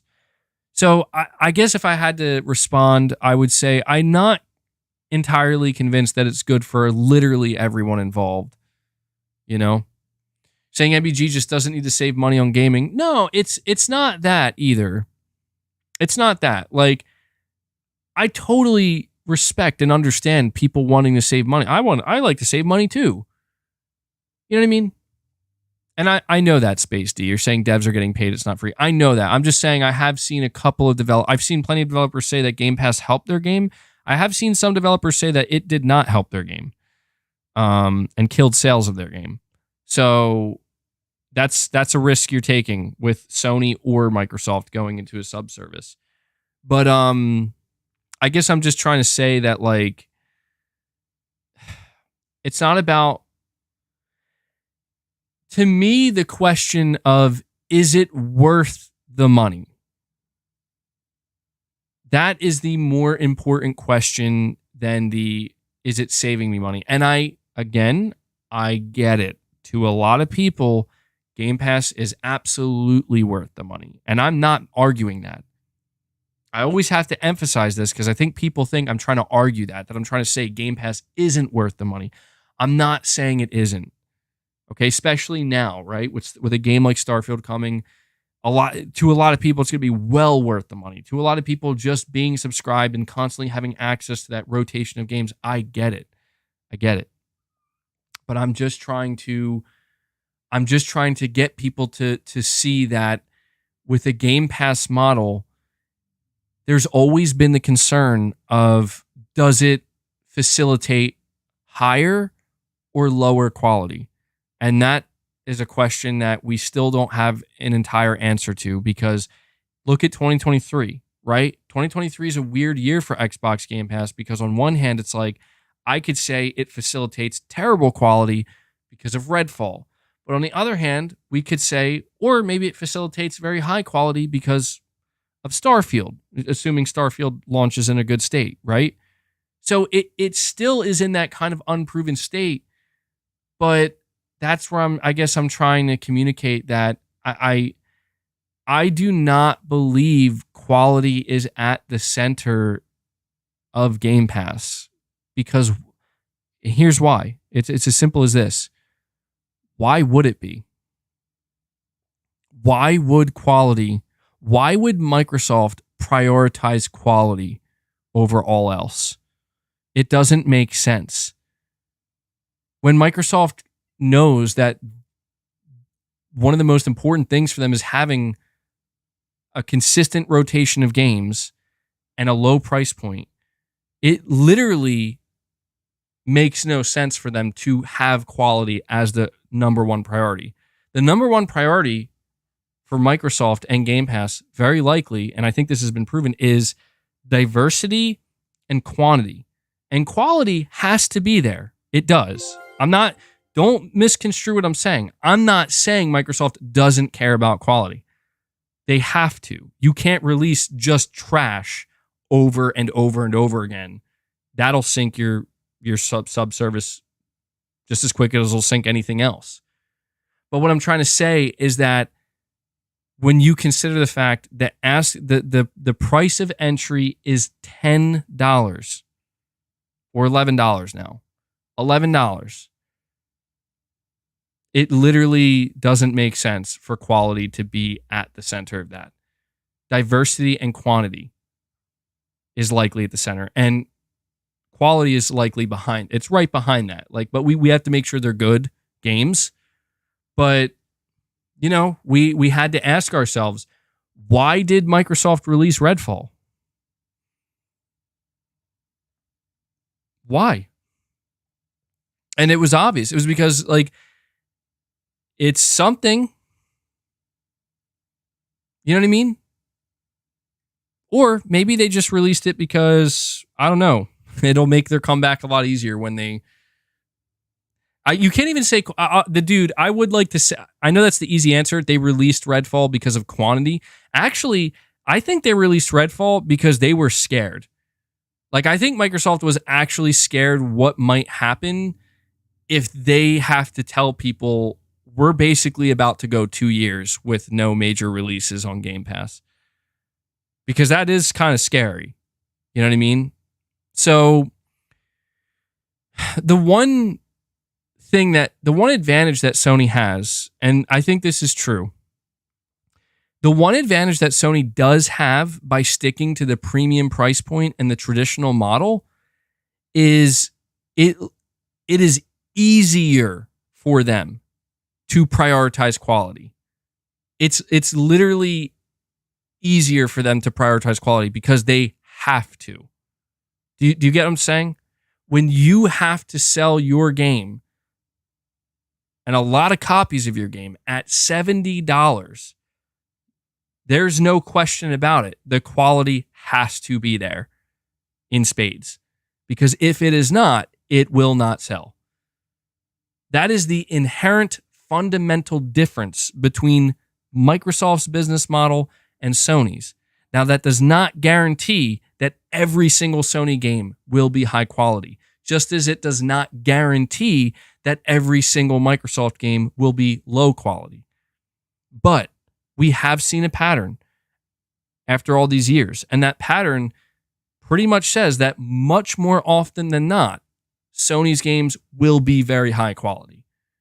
And much more often than not, most of the games entering Game Pass, I don't want to say, I know people are going to say, I'm not going to say they're bad games, but they are not, certainly not the highest quality games, and they are not necessarily comparable to most AAA games. Maybe a couple here and there. And frankly, after Starfield, I think that remains true. I think Starfield is the only Microsoft game that's going to drop into Game Pass that people will look at and say, oh my God, now that's a AAA game on Game Pass from Microsoft. But I don't know. I mean, yeah, there's Forza. It's so tough to count Forza though. But yeah, there's Forza 2. But look at the games that are coming after that, right? I mean, we don't know what Fable's going to be, really. Like, I mean, we know graphically what it's going to look like, but Hellblade 2, we don't know that either. Like, dude, I'm going to be honest, for all we know, Hellblade's going to be like a 5 to 8 hour game, which is cool. You know, that could be great, but they're not showing that game. They're hiding Hellblade 2, and I don't know why. Not saying it's because they're not confident in it, but I think Hellblade 2 is going to be a much different experience than I originally thought. Like, I don't know why I thought like Hellblade 2 was going to be like basically their version of God of War 2018 or something. And that's not what it's going to be. And if it is, well, hey, color me surprised. I would love to keep in mind, I want to be wrong because I think Hellblade looks cool. I want to be wrong. But when I look at Hellblade, when I look at Avowed, when I look at Compulsion's game, when I look at In Exile's Clockwork, the game that's basically a ripoff of BioShock, whatever that game's called, these games do not look like they do. None of those games to me feel like these are going to be like the highest quality, highest production value AAA $70 games. If they are, like, dude, if Hellblade 2 is priced at $70, I would be fucking staggered and excited. Because I'd be like, holy shit, like, there's no questioning the price point of Starfield, right? Starfield is $70, and everybody understands why. And there are going to be people who actually say, I'm going to pay that. I don't care if it's in Game Pass. I'm going to pay $70 for this. Is Clockwork Revolution going to be a $70 title? Does it look like a $70 title? What about Avowed? Is Avowed going to be $70? Does it look like it's going to be worth $70? Hellblade? Fable? You know? Like, I don't know. I don't know. Some people will say yes. Some people will say no. McBall sniff. Just because you say yes multiple times doesn't mean that we know the answer. Saying $70 doesn't equate to quality. I'm sorry. Well, there are rare exceptions. I agree. There are those rare moments where, for some reason, a video game publisher releases a game at $70 and it's just horrible quality. Somehow, just not worth it. It's like, what the fuck were you guys thinking? And they suffer for that. They don't get sales. They get ridiculed for it and they get decimated. But more often than not, and this is where, again, the market determines, you price your game at $70, you have a good chance of making a lot of money on your game. But there's only one way you're going to do that. Saying, wasn't Ratchet and Clank $70 and it was sub 10 hours? Dude, it was not under 10 hours. Ratchet and Clank was, honestly, most people probably completed Ratchet and Clank at around probably the 15-hour mark, if I had to guess. I'd be surprised. Listen, if you beat Ratchet in like 10 hours, I don't know, man. I feel like you probably were just blitzing through the game. Because it took me about like 20 hours. Probably between 15 and 20 hours, give or take. I did get the platinum, so it brought me up to like, I think 30.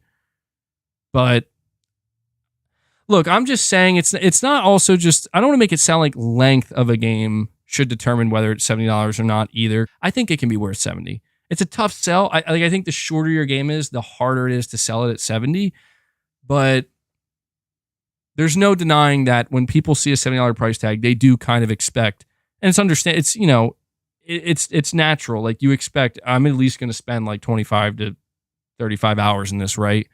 Because that's a lot of money. Like I want to spend a good chunk of time. That's where I feel like replay value is more important than ever with some games. And I'm not saying these games won't be 70. I'm just saying like we don't know. And I don't feel that unknown factor does not exist as far as I'm concerned with Sony's games that are priced at $70. When Spider-Man 2, a $70 game comes out, this is where sometimes I think Sony has to be very careful because Forspoken is a $70 exclusive that Sony aligned themselves with. And they got to be careful with that because we know that a lot of people didn't like Forspoken and it to a lot of people just, it didn't hit, man. And I think a lot of people were like, I don't know that this is worth $70. And that's where, Sony's got to be careful with the games that they align themselves with. And they got to be confident, man. Like 70, they have to protect that, is what I'm trying to say. Like they have to protect the $70 price tag because if they don't, then yeah, customers and consumers will become nervous. Especially now when people are, they're more hesitant than ever because of inflation and everything else.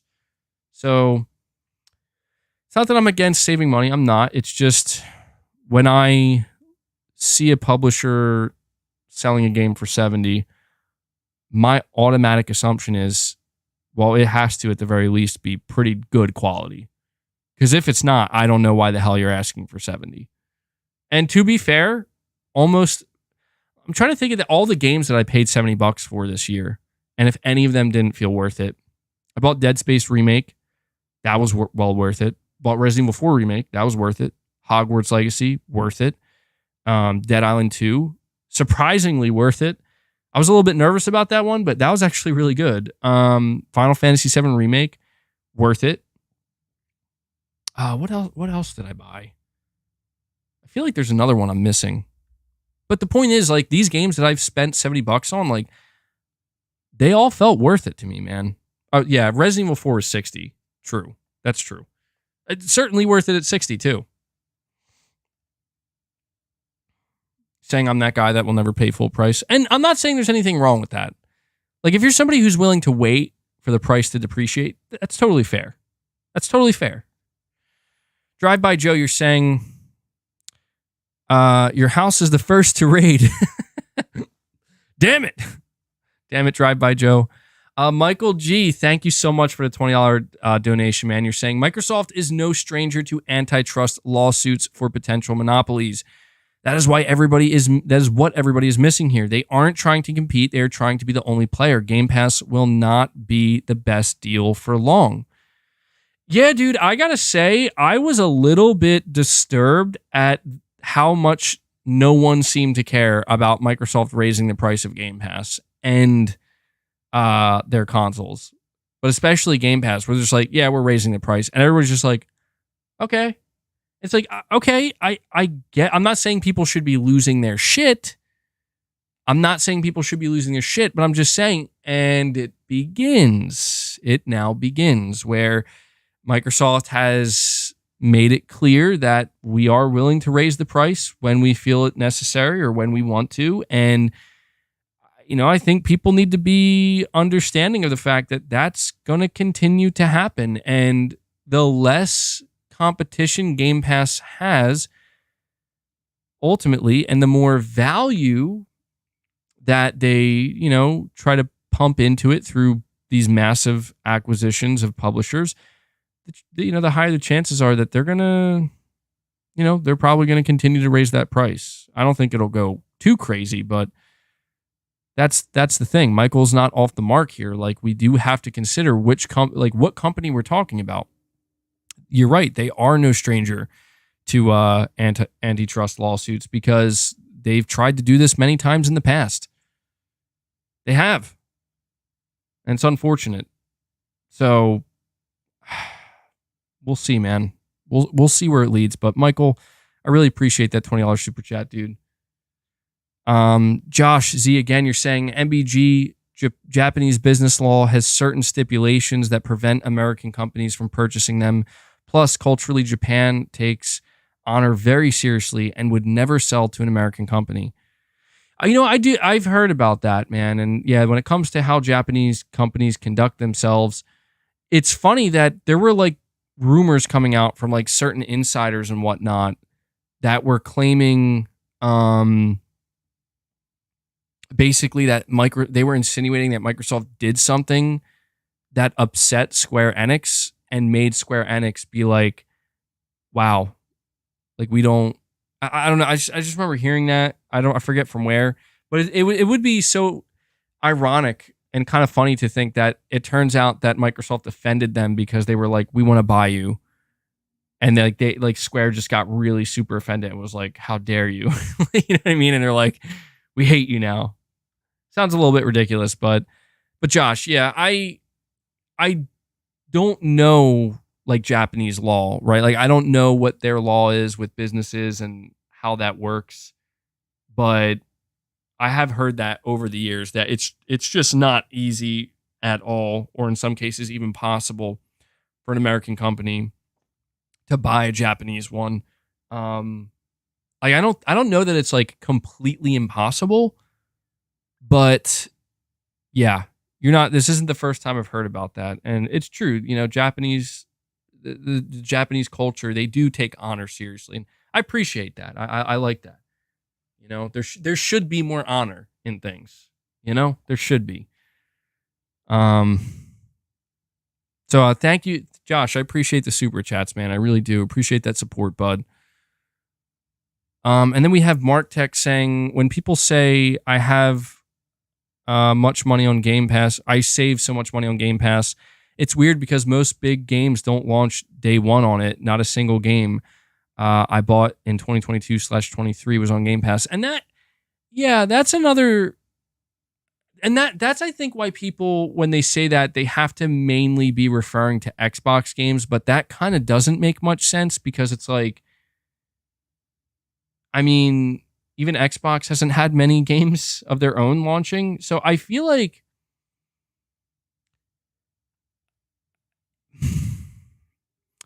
that is going to be something else that continues to work against not just Game Pass, but the subscription-based model.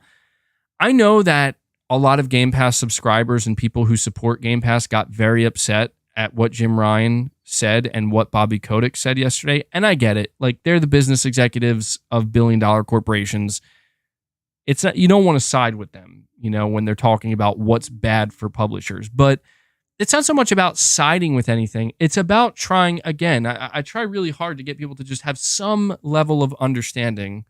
It doesn't have to be the deepest understanding, but just a basic understanding that, of course, publishers are not going to like subscription models because subscription models are not going to make them money.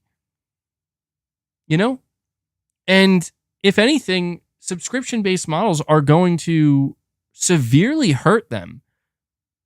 Take-Two Interactive CEO Strauss Zelnick is also against the sub model. Now, and when I say against it, I'm not saying that it shouldn't exist. It's just these publishers view the sub model as a place for like a catalog of games that are no longer really relevant and not being purchased. And they're not being sold, really. I mean, they can still obviously be sold, but not many people are buying them at full price or even at half price. And that's where the sub service comes in. And I think to me, that's the perfect middle ground for all of this. And that's why it's so fucking weird to me that Microsoft is trying to crush that. One of the things that eludes me so much is I don't understand why Microsoft went all in. I mean, they dived in fucking head first, bro, with Game Pass, and they really didn't have to. Like, they didn't have to. And I feel like looking at a game like Starfield is a perfect example as to, like, maybe they shouldn't have done that. And I'm not saying they regret it. I don't think they will. I mean, I don't think they'll regret it. But what I'm trying to say here is that when they ripped the Band-Aid off and the floodgates open, even though those two things don't go together, and they were like, day and date for all our games, you can't go back on that. And it's just so weird to me that now they finally have a game that would sell easily over 10 million, probably 15 million copies, probably more than that when it's all said and done, at full price, at $70. And they're not going to get that. They're not. And they could have actually what I'm trying to say is Microsoft could have done what Sony is doing right now with Starfield, where they released the game at a premium price, and that's the only way you get it. And then after that, wait, you're saying you're doing 5 days early access for Starfield? Well, hold on. Is that true? I must have missed that.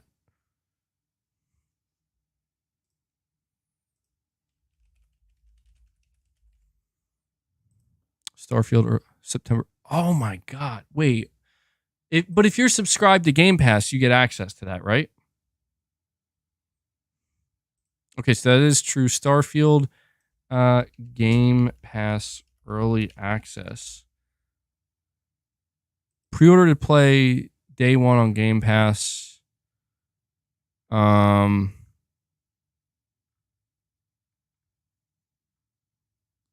days early access. I think you still get that through Game Pass, dude. No? Really? You have to wait? Oh, man, that is fucked. Wow, I did not know that. Yo.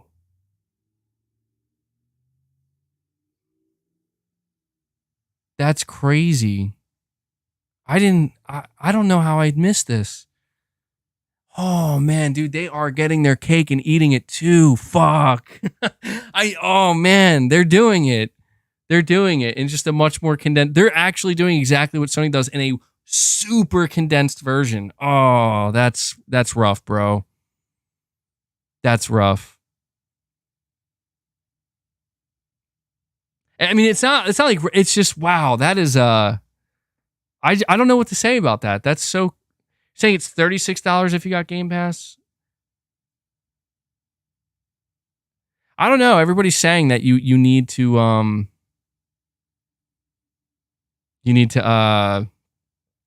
actually have it pre-ordered and pay full price to get the 5 days early access. That's crazy to me. I didn't know that. We're talking. You're saying what game? We're talking about Starfield. I had no idea. Saying they did that. I guess I just didn't realize that. Yeah, that's true. They did do that with Forza as well. Well, I guess they are still planning on. Ooh, I don't like that. See that's something, man. You could tell like Microsoft's still trying to have their cake and eat it too. Microsoft still wants those game sales, bro. Oof. They want it. I can't blame them. Can't blame them.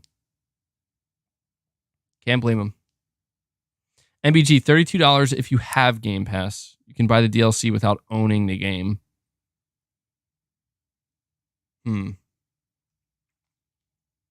Well, it is what it is.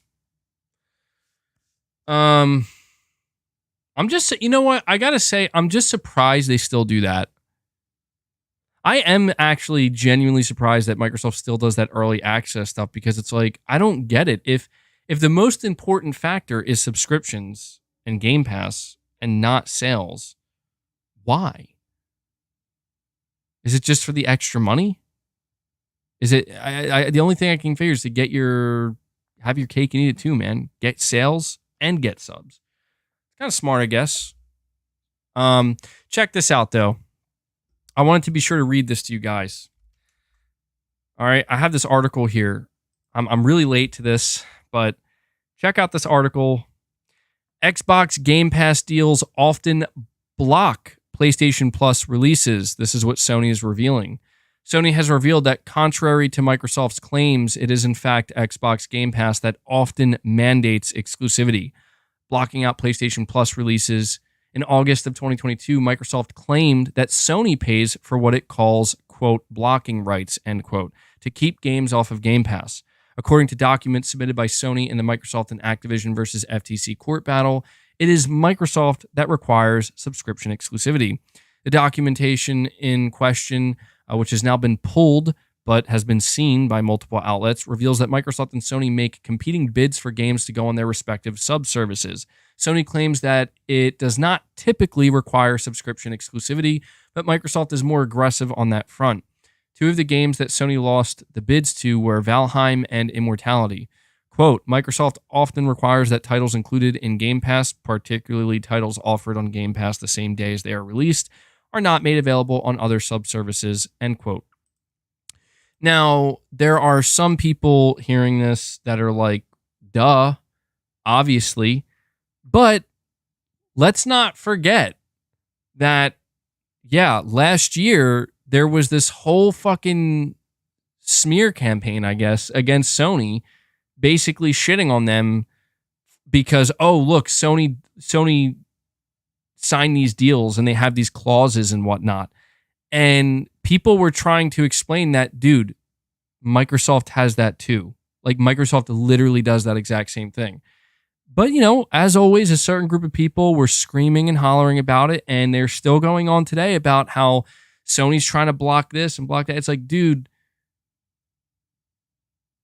it's just the name of the game, man. You know, like, it happens on both sides. The double standards MBG are fighting a losing battle. You're laughing. We all know Xbox gets free passes for their own BS. I mean, it is the double standards are getting a bit much lately. That is a very frustrating aspect of this. It is becoming a bit much. Because there's just some people, but hold on. I have an article here. IGN's Ryan McCaffrey quote tweets an IGN article, and the article title reads, Xbox's Phil Spencer seemingly decided to make all ZeniMax games exclusive in 2021 in a 2021 meeting. And Ryan McCaffrey says probably because he was getting sick of Sony's constant money hatting.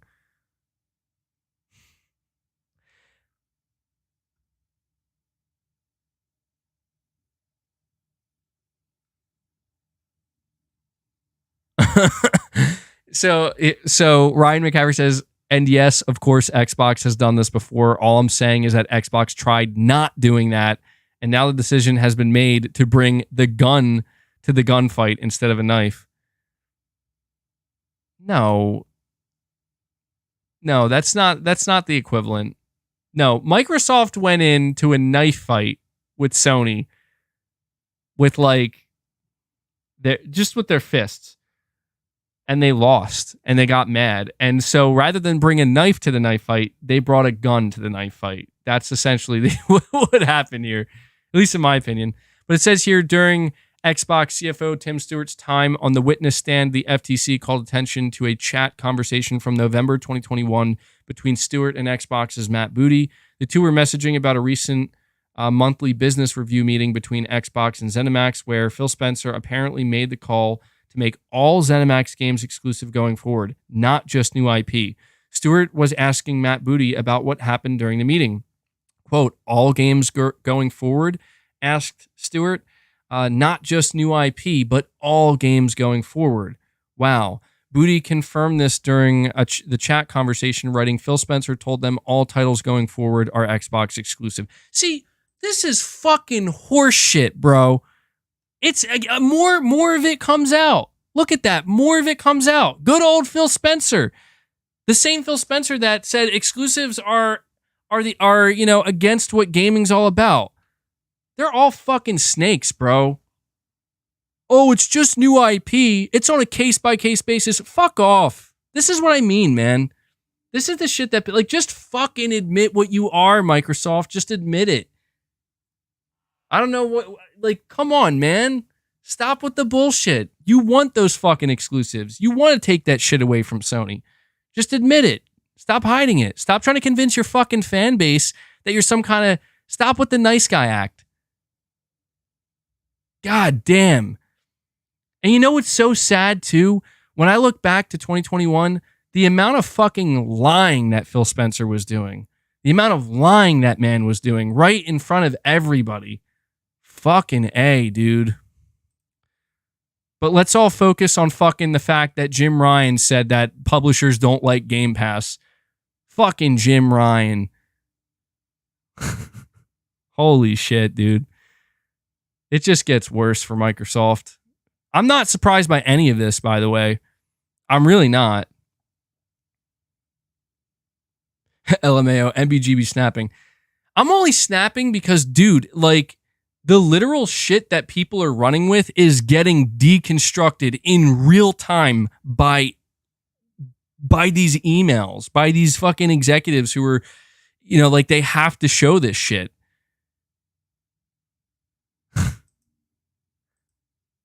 But I'm supposed to fucking believe Microsoft only has good intentions with Activision going forward. Get the fuck out of here. They are snakes and we all know it. We all know it. I'm just going to start fucking... I don't even know, man. God damn.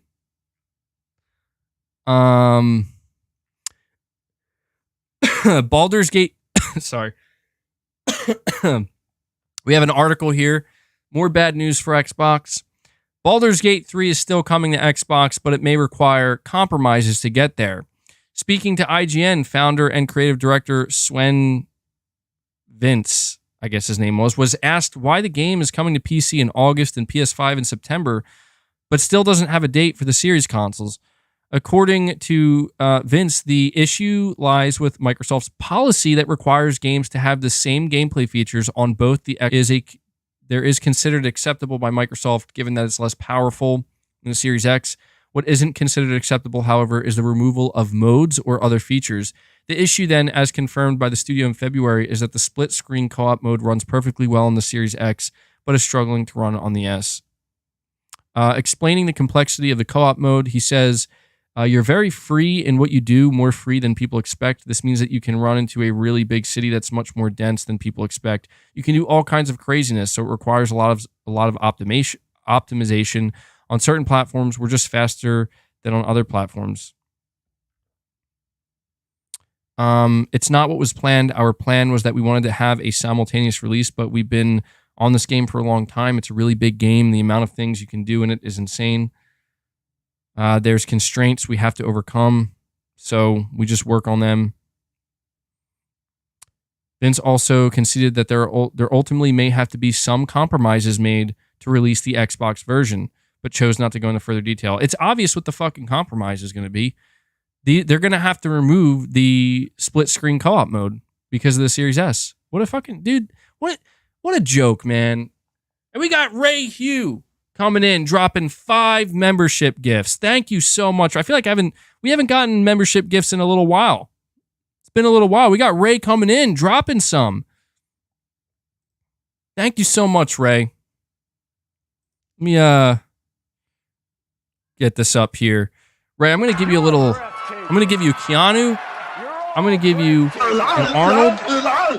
I'm going to give you a Jim Ryan because that's like the first membership gift I've seen in a little while. So thank you so much for that, Ray. I really do appreciate that. God damn, though, dude. Look at that. You see, this is people wonder why I have such a problem with the Xbox fan base. This is why, because the Xbox fan base kept telling me over and over and over again that I was wrong, that everyone was wrong about the Series S, that it's just a fine console.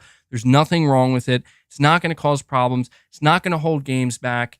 Meanwhile, pretty much all of us were like, "Are you sure about that?" Like we're like pretty sure that's not what's going to happen, man. Pretty sure this thing's going to hold games back.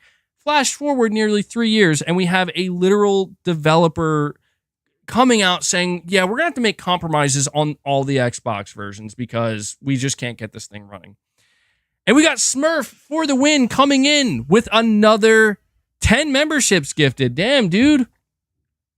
Let's get some W's in the chat for Smurf and Ray Hugh. You guys got a little membership train going out of nowhere. Really appreciate that, dude. Smurf, I feel like I've seen you gift before, man. But I don't know. Maybe this is your first 10 bomb, but I'll give you a holy shit, do crazy Arnold laugh. Thank you so much, man. That brings us up to actually 17 members. So I only set the goal to 10 today, but you guys crushed it. So thank you so much for that, man. Thank you so much. Look, I'm sorry, man. I'm sorry, but I'm not. I apologize that I keep going on and on about Xbox. I know I'm going to read comments under this stream from people who come and be like, dude, this is too much Xbox. Look, man, I would love to. I try, man. I'm trying, but this is the news cycle, bro. You know, I don't know. Maybe I should do a dedicated stream just talking about nothing but Final Fantasy. If I do that, though, the stream might be a lot shorter. I don't know, man. I don't know. Saying what game is he talking about? He's talking about Baldur's Gate 3. So basically, Baldur's Gate 3 is coming out on PS5 in September, on PC in August, but they're pretty much saying that we don't know when we're going to get the Xbox version out because we have to make some serious compromises for the S because Microsoft won't let us ship a lesser version of the game on the S. So, and we got Jay Pierce following it up, man. Jay Pierce coming in with another membership gift. Let's get some W's in the chat for Jay. Thank you, bro. I really appreciate it. I really appreciate you guys coming in with the membership gifts. Pretty deep into the stream, but still really very much appreciate it. We're still growing the members here. We still have a very strong community. I'm trying to keep my membership content as consistent as I can. I think the last video I put out was a Q&A. I'm thinking about what I want to do next. We'll probably do another members only stream. I was thinking about maybe doing a members gameplay stream or gameplay video of some kind. I want to do more Q&As though, but really appreciate the support, guys. And so, Jay, I'll give you a Mark Cerny. Is it you that likes Mark Cerny? I think everybody likes Mark Cerny, but appreciate that, dude. MBG, when are you going to make chats members only so these spammers and idiots who don't know you can be paywalled off? They can still watch from the sidelines. So the only reason I haven't done that yet is because, well, I do have the chat set to subscribers only, which I think is an improvement. The only reason I haven't done members only is because, I don't know, I feel like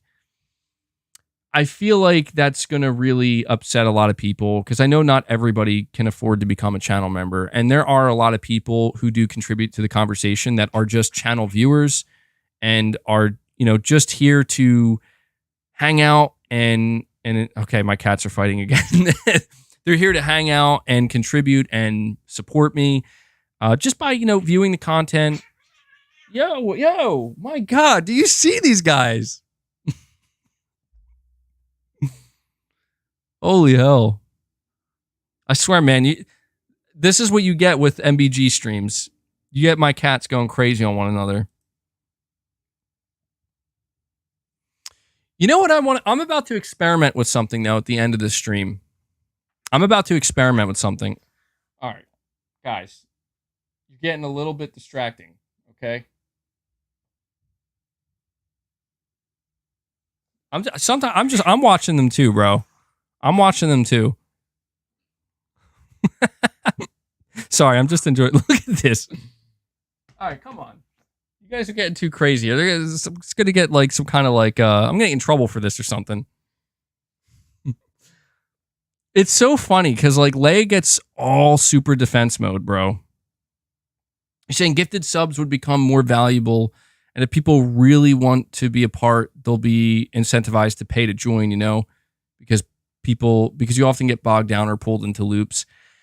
I know, man. Like, there's no doubt that my chat would be cleaned up considerably if I did members only. It's just that, well, first off, I don't know if people could even consider super chatting if it was members only. So there are a lot of people who choose to support me through super chats rather than memberships. But right now, I think I'm just going to have to keep it at subscribers mode and continue to ask my mods to just do the best that they can. But what I was going to tell you, what I want to actually experiment with, I don't know if I'm able to do it. So I want to know if I can switch my stream to members only at the end. Because I was thinking about this and I'm like, I really want to find a way, like you said, I want to add value to my memberships, to my members. Because these are people, whether you're gifted members, but especially those who are gifting. Like, I want to add more value. And I've been trying to do that through members only content.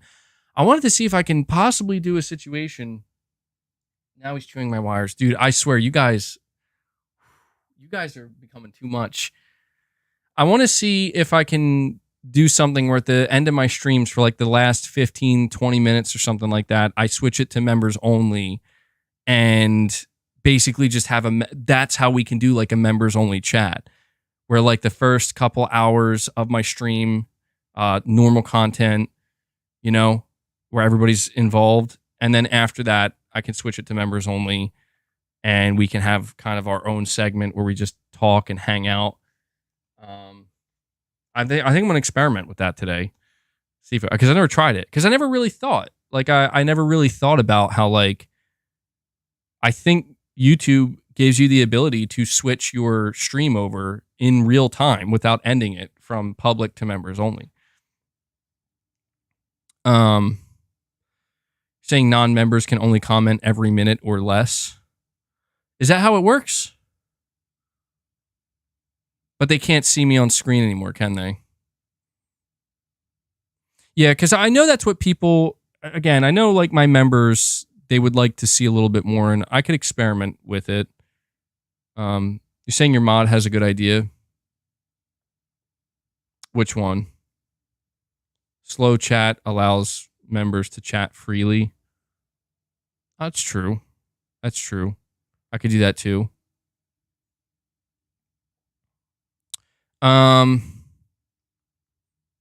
Yeah, but to everybody who's gifting memberships, to all you guys who are supporting, like, I know this is not.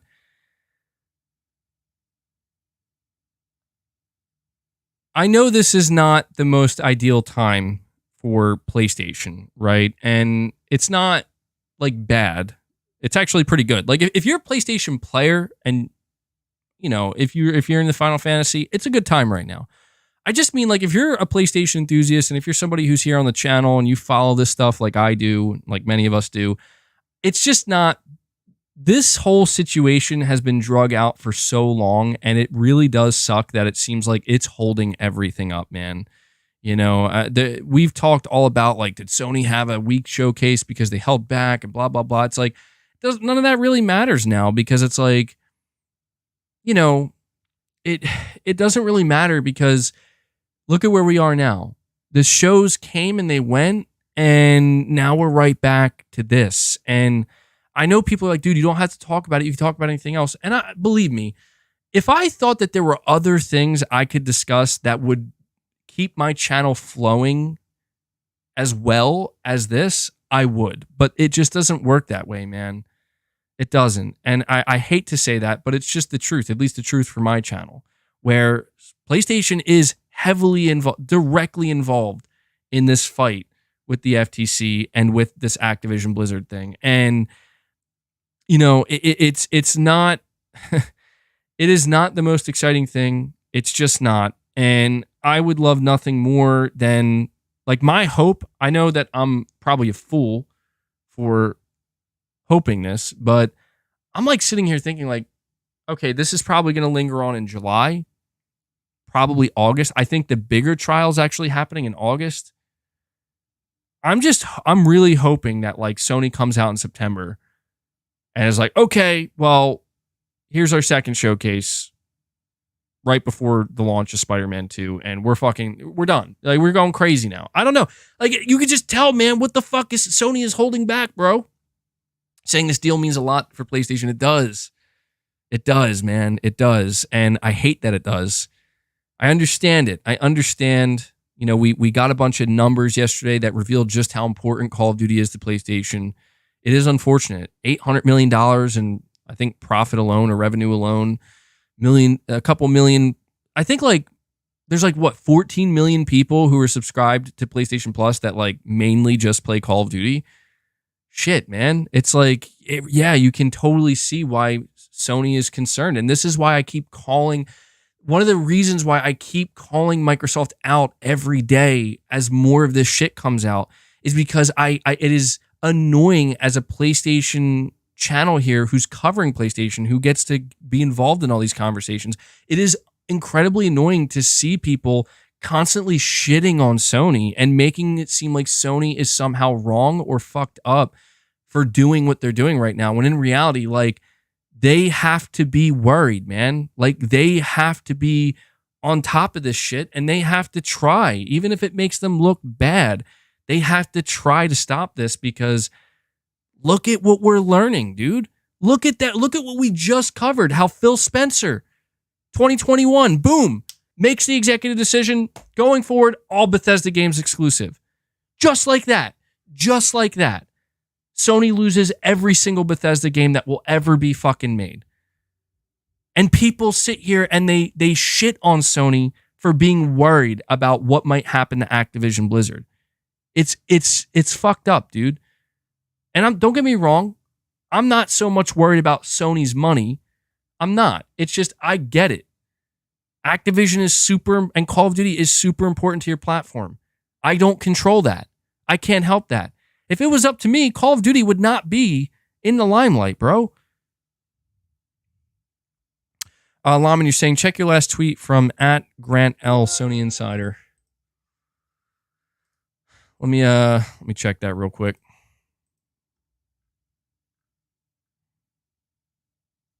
Is it under the Concord tweet? Grant L.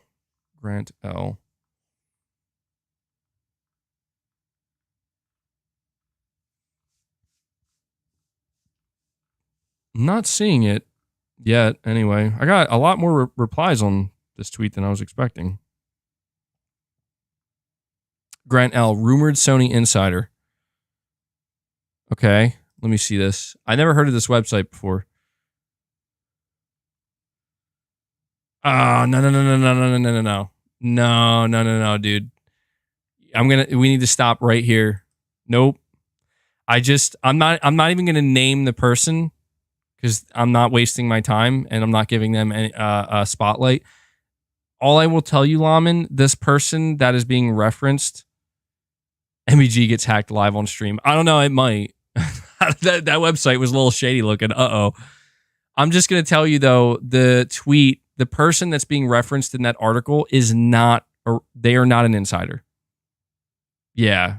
It's the dude is a liar. So yeah, don't worry about that. Don't worry about that.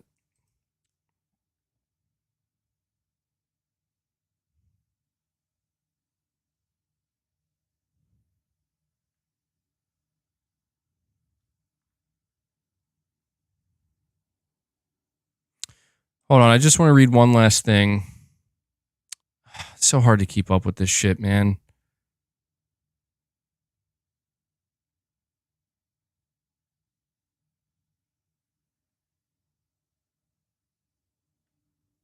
Sorry, I'm just reading something. Make sure I'm getting this straight.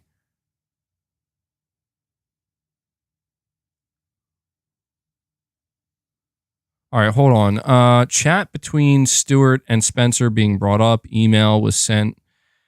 Mr. Spencer says, your words sure did stir up a lot of stuff.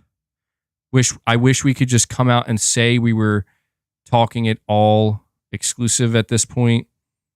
Spencer said we can't say that.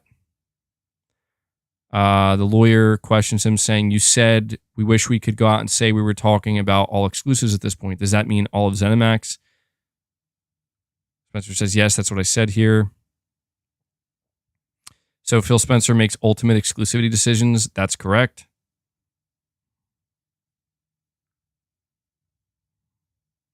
I'm so tired of this, dude. What are the, this is the final thing I'll say, because God knows I need to end this. The thing that is most exhausting about this is that nothing has changed, dude. I think out of everything covering this shit that is just truly draining me, it's that nothing has changed at all. And I'm watching these, I'm covering this stuff that's taking place in a court battle, and I'm listening to the things, and it's like the truth is so obvious. It is so painfully obvious. And I wish that we could just kind of like skip through all this bullshit, just cut through all the bullshit and get to the bottom of it. And frankly, the bottom of this should be Microsoft should not be allowed to have Activision Blizzard. They just shouldn't. No one should be allowed to have Activision Blizzard. Microsoft is more than capable right now with Bethesda and their own Xbox studios and the amount of money they have to spend to compete with Sony and to make Game Pass a success and to make their console a success for that matter.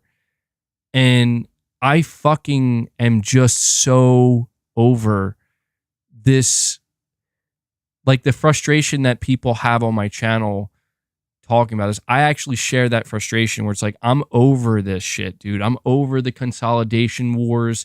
I'm over the whole who's going to buy who, because this isn't what it should be about, man. Like, I want Sony to come out and start talking about their fucking games. Okay. I want Sony to start communicating with the fans. I want Sony to potentially put on another show. I want Sony to do all these things. And I know that I'm not saying they can't, but I just know that they're not going to, as long as their competitor, who they fucking beat already, is out here trying to fucking swindle everybody and convince everybody that they are going to save gaming and that they blah, blah, blah, blah. Fuck. Fuck, man. I'm just going to have to go play Final Fantasy after this shit. Anyway, guys, listen. I'm not actually ending the stream yet. I'm going to experiment here. If anybody wants to gift memberships, I'm not asking. I'm just putting it out here that I'm going to convert this stream to members only for the first time, and just do that and see how that goes, and do like a segment where it's just members only for a little bit. So if anybody is planning on gifting any more memberships, do it now, or wait till next time or something. Same thing with super chats, because I'm gonna do that.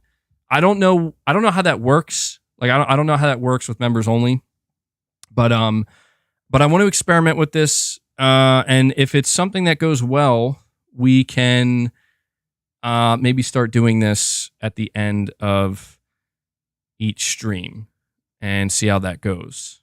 Because I'm not going to be streaming every day, as you know, but I do enough streams that I think it would.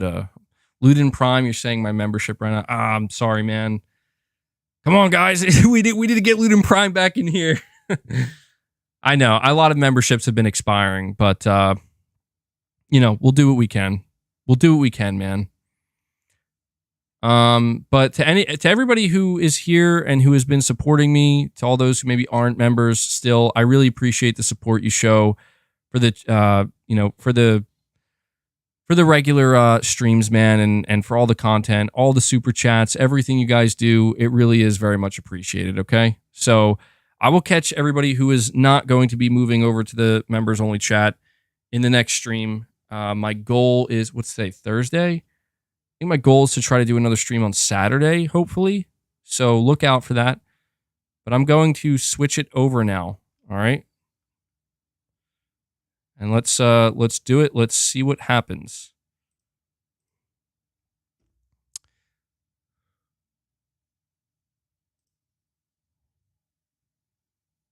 All right, what's going on? Is this thing still on? I don't know what happened. I need my chat to help me out here. Oh, okay. Yeah, I'm still there. I'm still live. I've never done this before, so I'm assuming. Wait, anybody who is in here though, I don't know. I'm so confused. I have to see what this looks like from the perspective of somebody who's not a member. All right, now I guess what we could do for the last like 10 or 15 minutes here is just kind of chat a little bit. Laman, you're saying you're going out now. Bless you and the family. I appreciate it, dude. Appreciate it. You know what's really annoying me right now, though? And this is unfortunate. I'm noticing that there's a lot of latency, and there has been a lot of latency during the stream. I think all those times that I had those really bad glitches and I started lagging, I think it was actually causing an actual delay on my stream. And I'm noticing that normally I had the stream set to ultra low latency. And right now it's still set to ultra low latency, but you can tell there's a pretty large delay. So no, I didn't forget low latency mode. Corey's saying thought the switchover went well. It seems like it I'm it says there's still 320 people here, so that's like a lot. I feel like people who aren't members can still click the stream, but only people who are members are actually seeing the streams.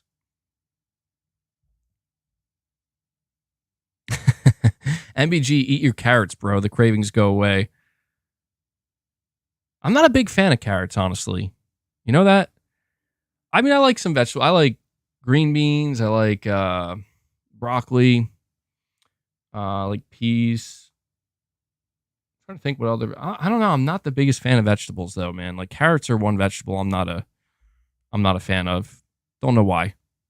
Just never took a liking to them. Saying Xbox is the best in the whole world. Tisk tisk.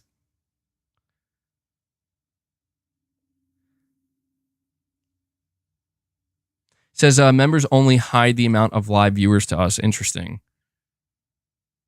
Yeah, I don't know why it does that. It says on my end there's 310 people here. I find that difficult to believe, man.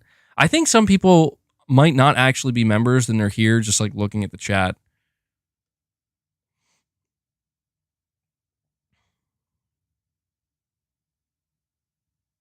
Saying this chat looks so much cleaner without randoms.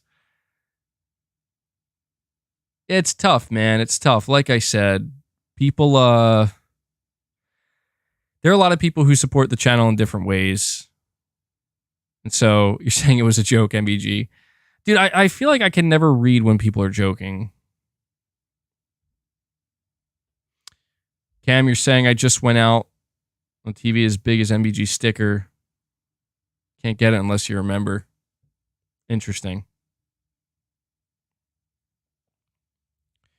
Yeah, I mean, so when it comes to channel memberships, it's I've noticed kind of a pattern. Like I've noticed something, and I guess maybe this is worth sharing to members, right?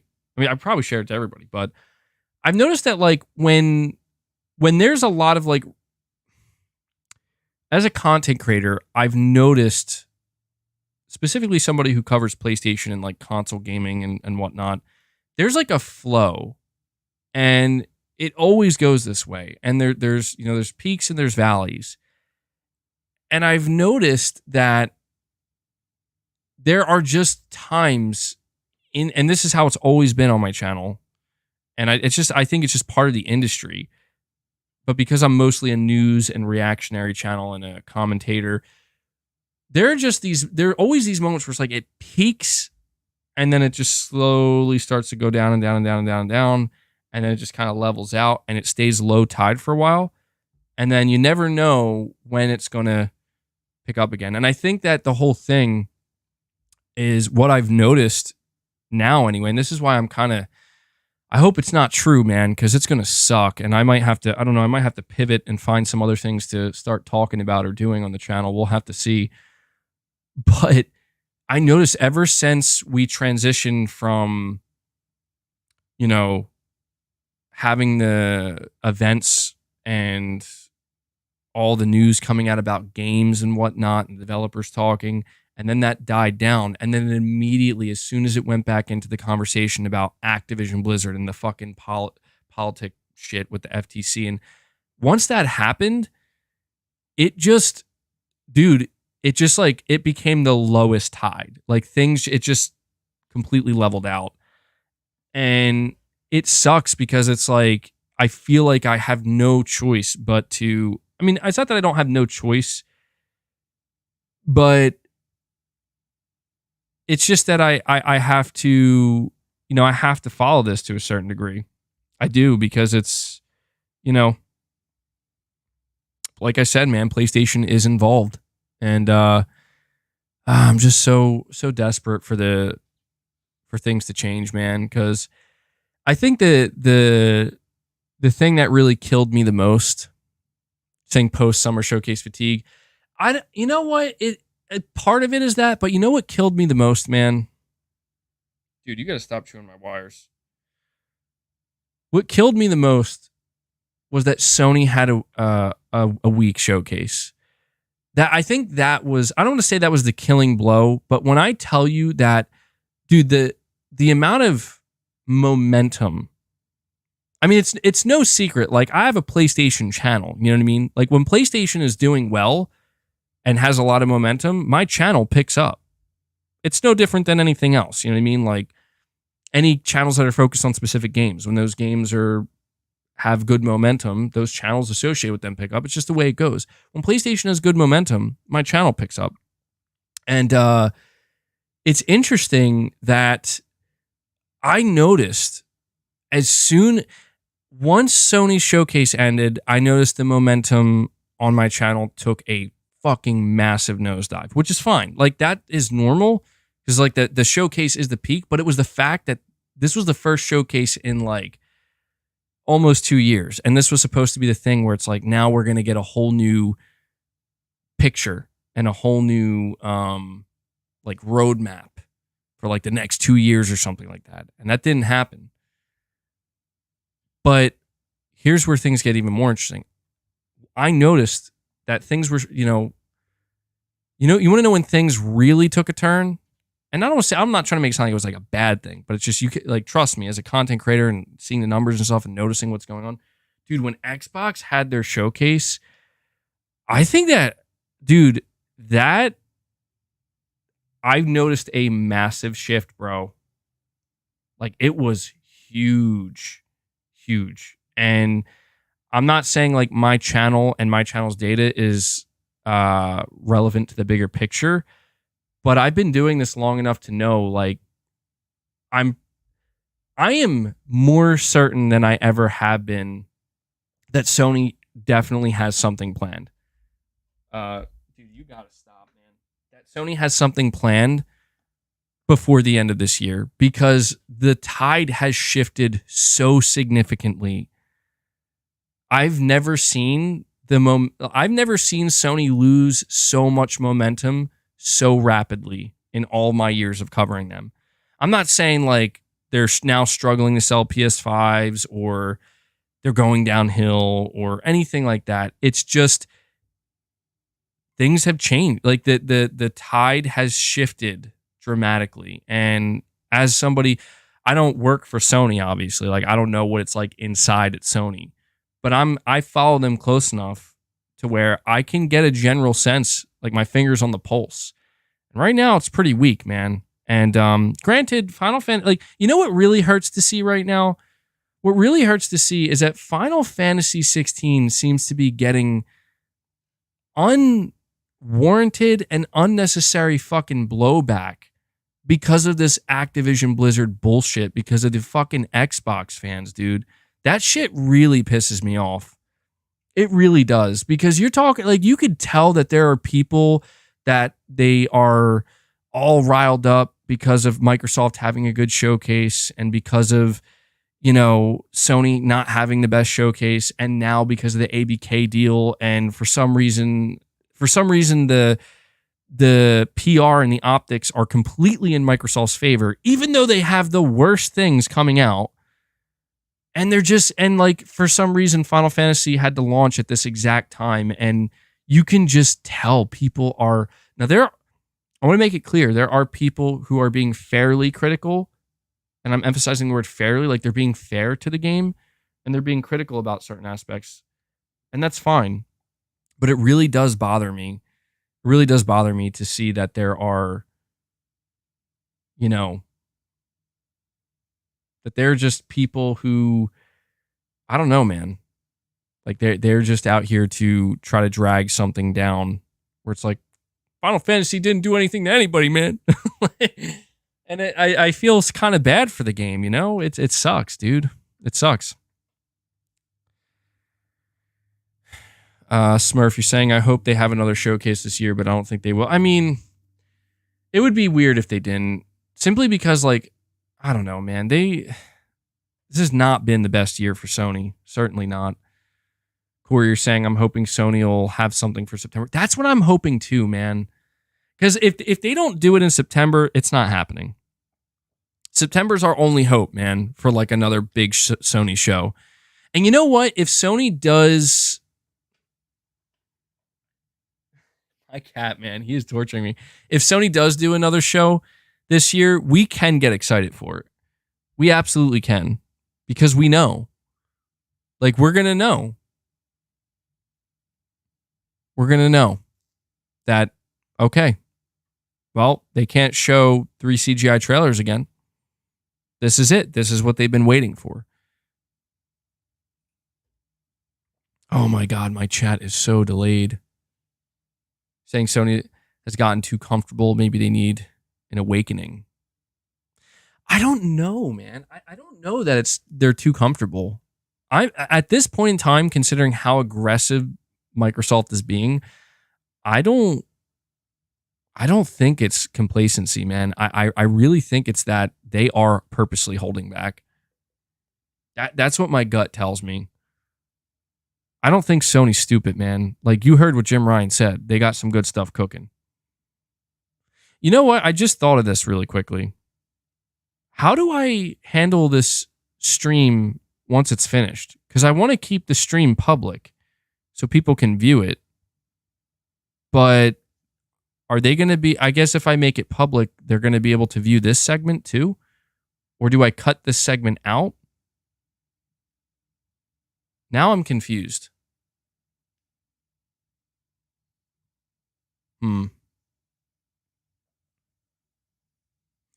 MBG, keep in mind most PlayStation fans aren't on Twitter at the moment because they're feasting on a fantastic game.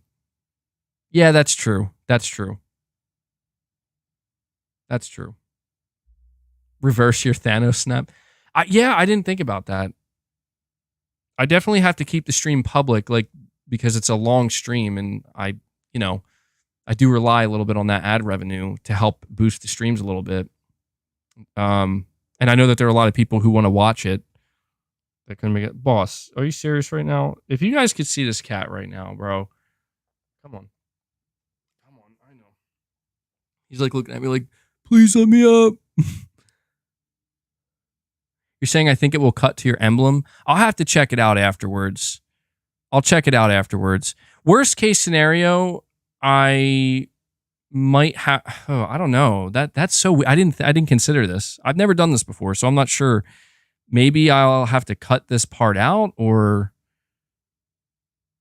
Actually, I think it create... You know what? When I clicked on it to make it a members only stream, a notification popped up on YouTube that said your members only stream has been successfully created. I think it might be a separate stream. Actually, let me go check. Now I'm really curious. And actually, yeah, I'm going to have to end this soon because I do have a video I have to finish up to get out for you guys. Let me go check.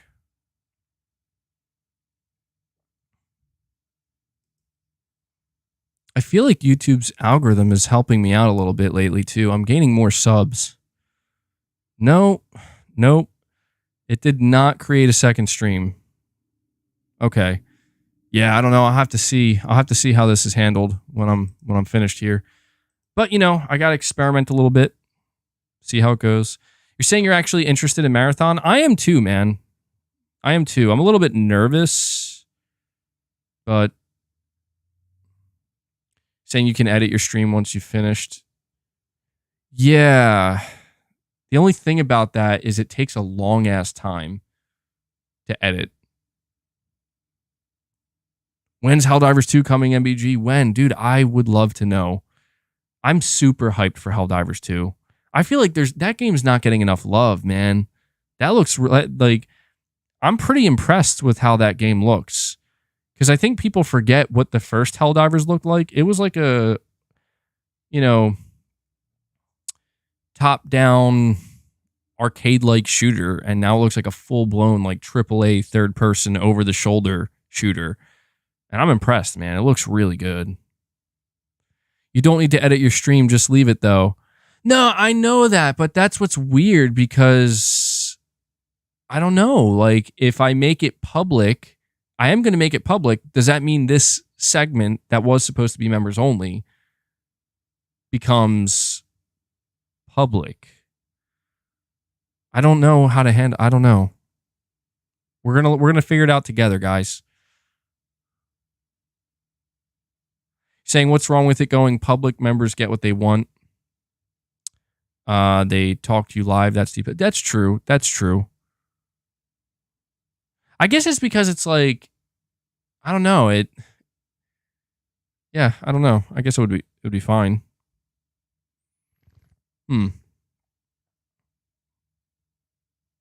Members only is for the moment and being here now. Okay. Well, I'll find out soon enough. Saying Capcom has been doing so good lately. They have been, dude. They have been. Capcom has been on fire, bro. MBG, if Microsoft doesn't get Activision, it's going to be the worst for Sony because they will buy smaller publishers like Capcom. Yeah, that is what I'm afraid of happening, unfortunately. I don't want to see that. I really don't want to see that.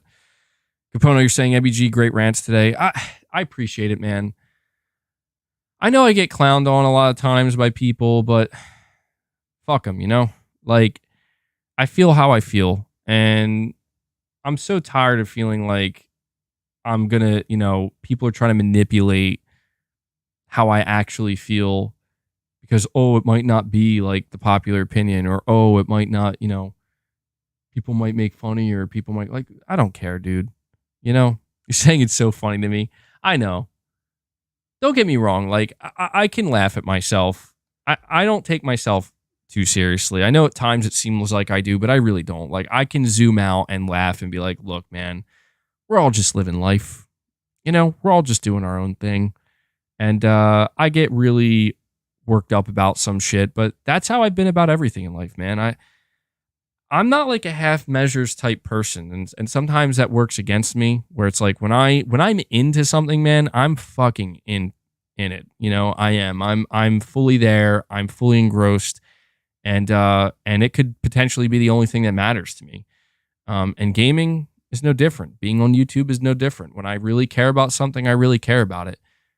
I have been trying to balance out my life a little bit more though, because that type of extreme all or nothing mentality can be, it could be a bit detrimental at times. It can be overwhelming at times. And so I've been trying to more properly balance my life out in different areas.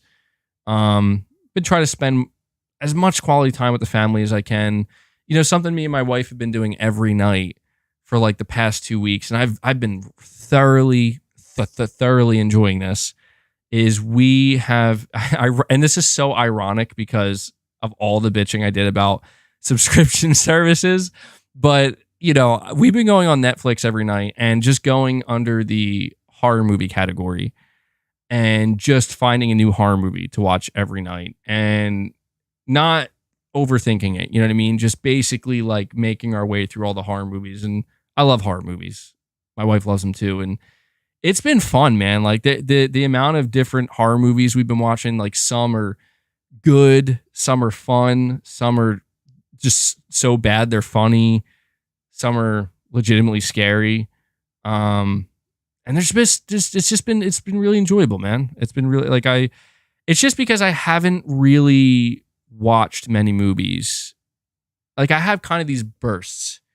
There's just like sometimes I'll go on a Marvel movie marathon and then I'll take a long break, just watch like YouTube and stuff. And then like every now and again, me and my wife will like kind of dive into these different things. It's really really enjoyable. See how much nicer the streams are when there isn't random Xbots coming at you. Why you hate exclusives for the 50th time. Yeah, man. It is very peaceful, man. It's very peaceful here. Maybe this will be good at the end of my streams. A way to calm down and recenter myself. MBG, your final prediction. Who's going to win, Microsoft or the FTC? I'm going to assume the FTC is going to lose and Microsoft's going to win. That seems to be where it's leaning. So if I had to give my final verdict, I'm going to say it's probably, unfortunately, it's probably going to be Microsoft that wins. Anyway, guys, I think that is going to do it. So in the future, I could potentially do even longer, like member-only segments.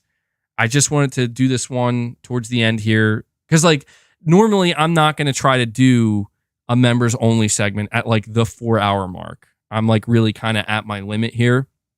So in the future when we do them, I'll probably do them a little bit sooner. And, you know, there might be some times where we don't, but this is actually pretty cool. I didn't realize I could do this for members, with members in the middle of a stream. This might also encourage people to continue gifting memberships. This might give people a real reason to, you know, to maybe consider re-upping their membership so we can keep more people on board here. I had no idea this was a thing. I had no idea. So the only question I still have left is what I do after the fact once the stream's done. But yeah, thank you guys for being here with me. I have a video that I'm going to be putting out at 6 p.m. Eastern. I only have a few finishing touches to add to that. So look forward to that. And yeah, that's going to do it, guys. That's today's stream. My next stream, hopefully. Ooh, you know what? Shit. Damn it. I keep forgetting things. I was going to say my next stream was going to be Saturday, but I realized that I actually have something happening Saturday, and that probably won't work. So next stream's either going to be tomorrow or Sunday. So be on the lookout. If not tomorrow, look out on Sunday. All right, guys, that does it. Thank you for being here with me. Thank you for the support. I will catch you guys